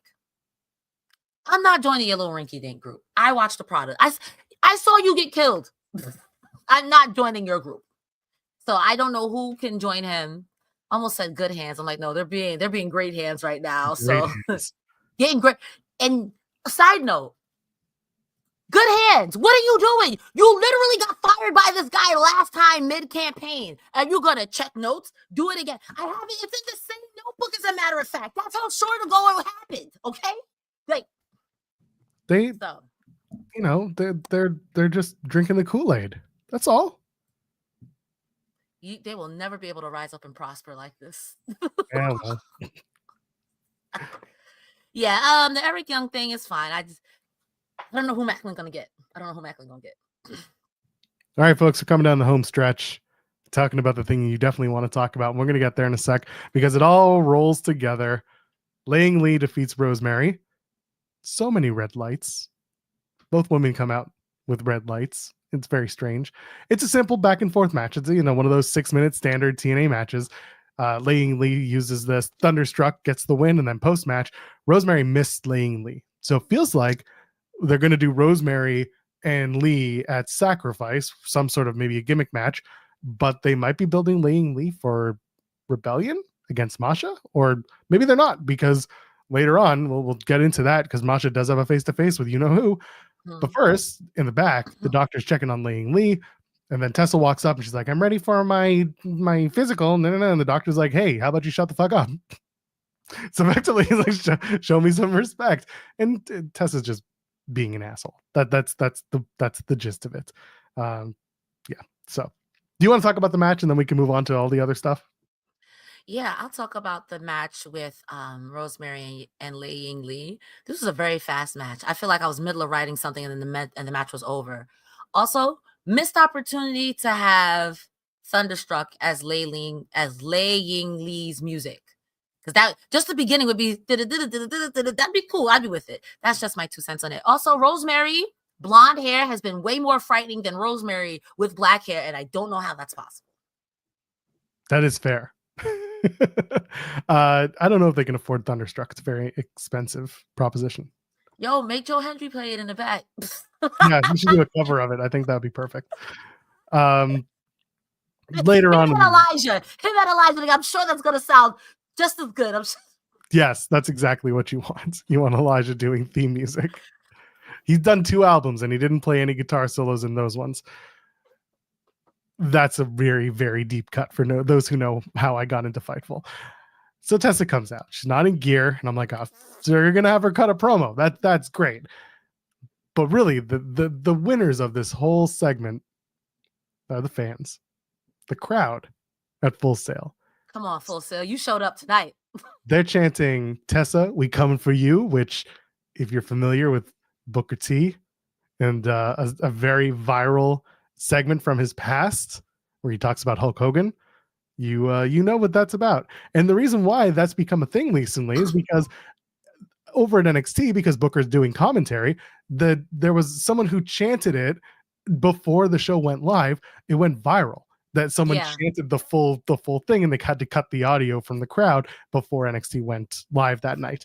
And now they're chanting it as a term of endearment to Booker T as he's coming out to do commentary. Well, this was not a term of endearment to Tessa. This is very much a we know who you are, because later on they're chanting Tessa, the door, as they're pointing to the backstage. Get out, Tessa, the door. And you've got she's a racist chants again. And then Santino comes out. And he basically says, you have to wrestle next week or you're fired. Spoiler alert, she wrestles. Meanwhile, when that happens, the crowd chants, please don't wrestle, which was just the best. Masha Slamovich comes out. She takes the match that Tessa isn't going to have, and she takes on Mila Moore, beats her real quick. Sure, it was a simple match. Masha, who wasn't supposed to be wrestling tonight, wasn't advertised, blah, blah, blah. So she's the ever fighting Knockouts champion because she's a babyface. Post-match, Cora Jade attacks Masha, and then Cora and Tessa have a little stare down, and that's that. Once again, there's heat, and there's the wrong kind of heats. And you got the wrong kind of heat by having, if you think that having Tessa Blanchard just play an asshole is good enough, you're not playing off of any heat. You're not doing anything here. You're not proving anything. You're trying to put your head down and force your way through it. And that's not what you're supposed to be doing here. It's not good. People don't want to see her. She has go away heat. Maybe you should address it. The crowd won't fucking boo you. You should just address it, TNA. That's how I feel at this point, because it's not even the elephant in the room. The elephant is front row. Like, oh, excuse me, my fan. I gotta sit on up. I gotta make some chants. You gotta address it. You gotta address it. I'm so sorry. Like, this is the most notes I have on a Tessa Blanchard match or a Tessa Blanchard anything, and it's all crowd chants. It's all crowd chants, pal. Like, listen, we gonna say it every week until you do something about it, because it don't matter what I think. It don't even matter what Joel thinks. You know who's gonna let you know what they think, though? Every crowd you go to. And it's not like it's a small thing. These are 2 separate areas where you got she's the racist chant again. What are you gonna do, brother? And you were in Texas, and then and I know people were on us about, like, not everyone in Texas is a racist. I get that, and I agree with that. Don't get me wrong, but like, you were in Texas, where the odds were higher that people would not do those things, and they did. And then you were in Florida. Once again, Florida. Listen, I'll say I'm black. I'll say it. The likelihood of racism being a deal breaker down there is low. And if you can't get over that, oh, baby, just talk about it. Just talk about it. Just talk about it. Just talk about it. Just talk about it. Just talk about it. I'm not even trying to be mean. Like, just at some point, you're going to have to, because everywhere you go, and you want her to headline, I don't think they'll do anything. And again, so, because it's public, it's out there. TNA is going to be in El Paso doing media, and they have Tessa and Mike Santana going as a package deal, because they did this with Joe Hendry going into Genesis, where Hendry and Tessa went together, and media who wanted Joe had to take Tessa in an interview as well. And if they wanted to take Tessa, they said, well, we want to ask about the allegations. And they said no. And if they do this again, what's the point? I like Santana a lot. I like Joe Hendry a lot. I know I have my feelings about how he's being booked as a champion, but like I like interviews with Joe Hendry a lot. I like Mike Santana. I have a lot of respect for him. People know this. I've spoken to him on the record, quite a few times. He's just a really interesting person. Mhm. I'm sure Tessa Blanchard is also a very interesting person, but she has a very glaring issue staring her in the face that nobody wants her to talk about, or that she won't talk about. Whoever it is that's making the decisions to say don't are dead wrong, and all they need to do is get it over with. Rip the Band-Aid off. It's a 6-year-old Band-Aid at this point. How are you a PR manager? What's Olivia Pope doing? If you watch Scandal, you'll get that. Like, I don't want to talk about their PR manager. Patrick Moore sent a super chat saying, did the Tessa segment go as planned as far as the talent coming out as her promo played out? Love y'all. Well, we love you too. As far as I can tell, it did. I didn't exactly get anyone saying, oh shit, that wasn't his plan. I think maybe things got rushed when the crowd was very openly and hotly chanting she's a racist. That may have forced them to do something, but Tessa was also trying to kind of shout them down and mute them out, but you weren't going to stop that. Crowd wasn't going to stop that, and then Truck certainly wasn't trying to mute the audience. So I agree there. I think that the end might have been rushed there, and hey, I'll give it to the guy. I'll give credit for credit. I'm not a hater for free. She was taking it. She was taking it. They were giving it to her, and she was taking it. I'll give her that. She was just like, all right. So I'll give her that. But I think at the end, they really started to get under her skin, and Santino came. I was like, yes, save this thing, please. I've only ever seen that one other time, and that was Ronda Rousey getting booed by the crowd, and Becky Lynch came out and blew her a kiss. So I think eventually Tessa may be fine, but if you talk about it, we could get over that lump sooner, because Tessa is going to put on a really good match sooner rather than later.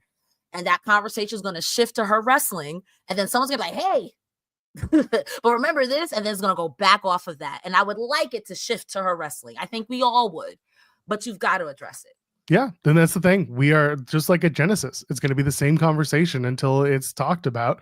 Great match. She did the moves. It looked great. She's a wonderful wrestler. No one should be without, the opportunity to perform. But this is a big black mark on an otherwise huge opportunity. So fix it. I used to be a Tessa fan. I'm not going to sit up here and lie to you guys. I think it was phenomenal when she was a TNA World Heavyweight Champion. And I believe she was the Knockouts Champion at the same time. Or was that Deanna? No, Deanna was champ. She was X Division and Knockouts Division champion. She was Knockouts and AAA Reina de Reinas champion. I feel like Tessa was champ with something too, or am I bugging? Can't remember. Okay, that's fair. That's fair. She was world champion. She beat Sami Callihan for the belt. That was the whole thing. Yeah, like I respect her for that. And again, I would really like the conversation to not be like, this is this person and back to their wrestling. But until that happens, I don't know. It's kind of self-imposed. You can't do this. You got to do something at some point. I mean, Ricardo's in the chat saying we all say it. In ring, she's triple S tier. Like, she is an S tier wrestler. No one should ever take that away from her. I love watching her matches. I don't love that there is a caveat that comes with it. So, yeah. Bear Hudson sent us a super chat saying, how long do you think they'll keep pushing Tessa Blanchard with all the recent racist chants? Do you believe they'll put the title on her? I do. I mean, I do think that they will put the title on her. I do think that they will keep pushing her because the edict to bring her in came from above. It came from Anthem. They have their plan. They think she is someone who was going to replace the knockouts that they lost. And that includes Jordynne Grace, who was a tentpole superstar. Granted, it's very different. Tessa on a wrestling level absolutely matches Jordynne Grace, but on a problematic level, it's night and day. They're not going to do anything with Tessa. They're not going to pull anything. They're going to let her keep going out, and until someone says let's just put this to bed, we're I know I'm going to keep talking about it this way. And I don't care if anyone from TNA reaches out and says, hey, what's your problem? I'm going to say my problem is you're not talking about it. And I'm going to stay on that neck because it's just, you can't bring them in and pretend like it's not an issue and pretend like, oh, 6 years ago, oh, it's the same problem with Hulk Hogan. Yeah, and that was longer, and people still cooking him like a stir fry. We still getting him. We still get him. It's the same shit. Like, I don't forgive Hulk Hogan, but I can understand his work in the business in the 80s and the things that he brought to wrestling. I can respect that, or at least, I can speak to its, to its importance in wrestling, but I'm not going to tell the man that he's good now. Like, there's no accountability there. And I'm going to do the same thing on this side when it comes to what we're talking about with Tessa. It's for you. Yeah, I'm sorry. I'm trying to mute my Discord. Jesus Christ. If someone does not get the memo, I'm working right now. This person DMing me. Holy hell. I second everything Joel says. And I think that with all due respect to TNA, because TNA has a very special place in my heart, and I root for them doing wrestling rights and wrestling wrongs. But this is a very TNA thing to do. You don't like this?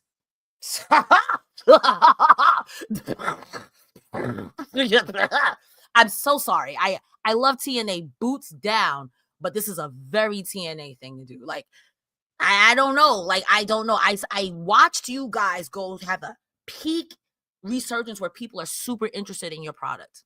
And I think wrestling is bigger than one person, even Tessa. So I don't think she'll ruin a product, but don't make people turn off. Yeah. And again, there are people in the chat saying, address it. TNA management needs to address it and then move on. That's all we need to do. Whether or not you accept any apology, that's up to you. That's up to the end user. That's up to the person who is reading or seeing the apology, and they will go from there. But for us, if there's no apology, then that just means there's no accountability. Yeah, what can I it's one of those things like, what can I do? Like, how can I say that, hey, this promo was good, but also the crowd was chanting she's a racist? Because now I gotta explain that again and again, because you won't. I don't know. It's sad because I want TNA to be great. And again, I don't want this to be the reason why people are like, oh, I guess. Ugh. I'm ready to move on from it, but I'm not going to move on to it until it happens. No, same. Finally, backstage, Ariana Grace and Santino. Santino's birthday is apparently on the same night as Sacrifice, so that'll be fun. They announced Masha versus Cora Jade at Sacrifice for the Knockouts Championship, and then the Elegances walk in with Iceman, and they say they want a tag title rematch. Spitfire come in, it's a comedy thing, and then they make a match. If Spitfire wins, the Elegances has become the personal concierge to Spitfire for 24 hours. If it's the other way, then the Elegance gets Spitfire for 24 hours. This is a match for next week, and I thought it was a match for Sacrifice. But apparently it's already been taped, so here we are. I don't know if I care. I gotta be real with you. And the only thing that made this funny to me is, like, I would like to see Spitfire be dressed up by the personal concierge, Mr. Iceman himself. I want y'all to wear the bellhop outfits, because that'd be funny to me. Just me. I don't care about no one. That'd be funny to me. I mean, because respectfully, Danny Luna's mad buff. So what the hell you gonna wear? She gonna throw the bags at the... That's the only way. To me, that's what I want to see. Yeah, I'll be your little concierge. I'm gonna throw the bag at you. Oh, this is your makeup? I'm throwing it in water. Honestly, I think I worked myself there, brother. I do want to see that. I actually do want to see that. I do care. I care a lot, actually. I'm thinking about what kind of silly shit they can do. Yeah.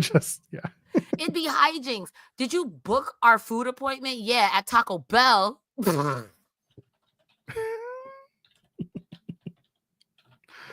Oh God! Someone in the chat asking about the allegations are reputable. They're coming from reputable people in wrestling, by the way, regarding Tessa. And someone did ask, how should she address it? I don't care how. She just needs to talk about it. The fact that she's refusing to, and TNA is also refusing it for her. Whoever's making that decision, that needs to change. And where she addresses it, I've said it on this show and on other shows. She can go on the safest platform she can think of, and where she thinks that she'll get the best possibility to to talk about it and do it there. Magnum TA has a podcast. Do it there. Do it somewhere where you know the person. It's a controlled environment. It's just get it over with. That's all. I would also go ahead and say that if you don't know, there's one wrestler I think of in particular that, whether or not this is peak reformity or whatever the word is, I think of Jay Briscoe in particular. He did the work.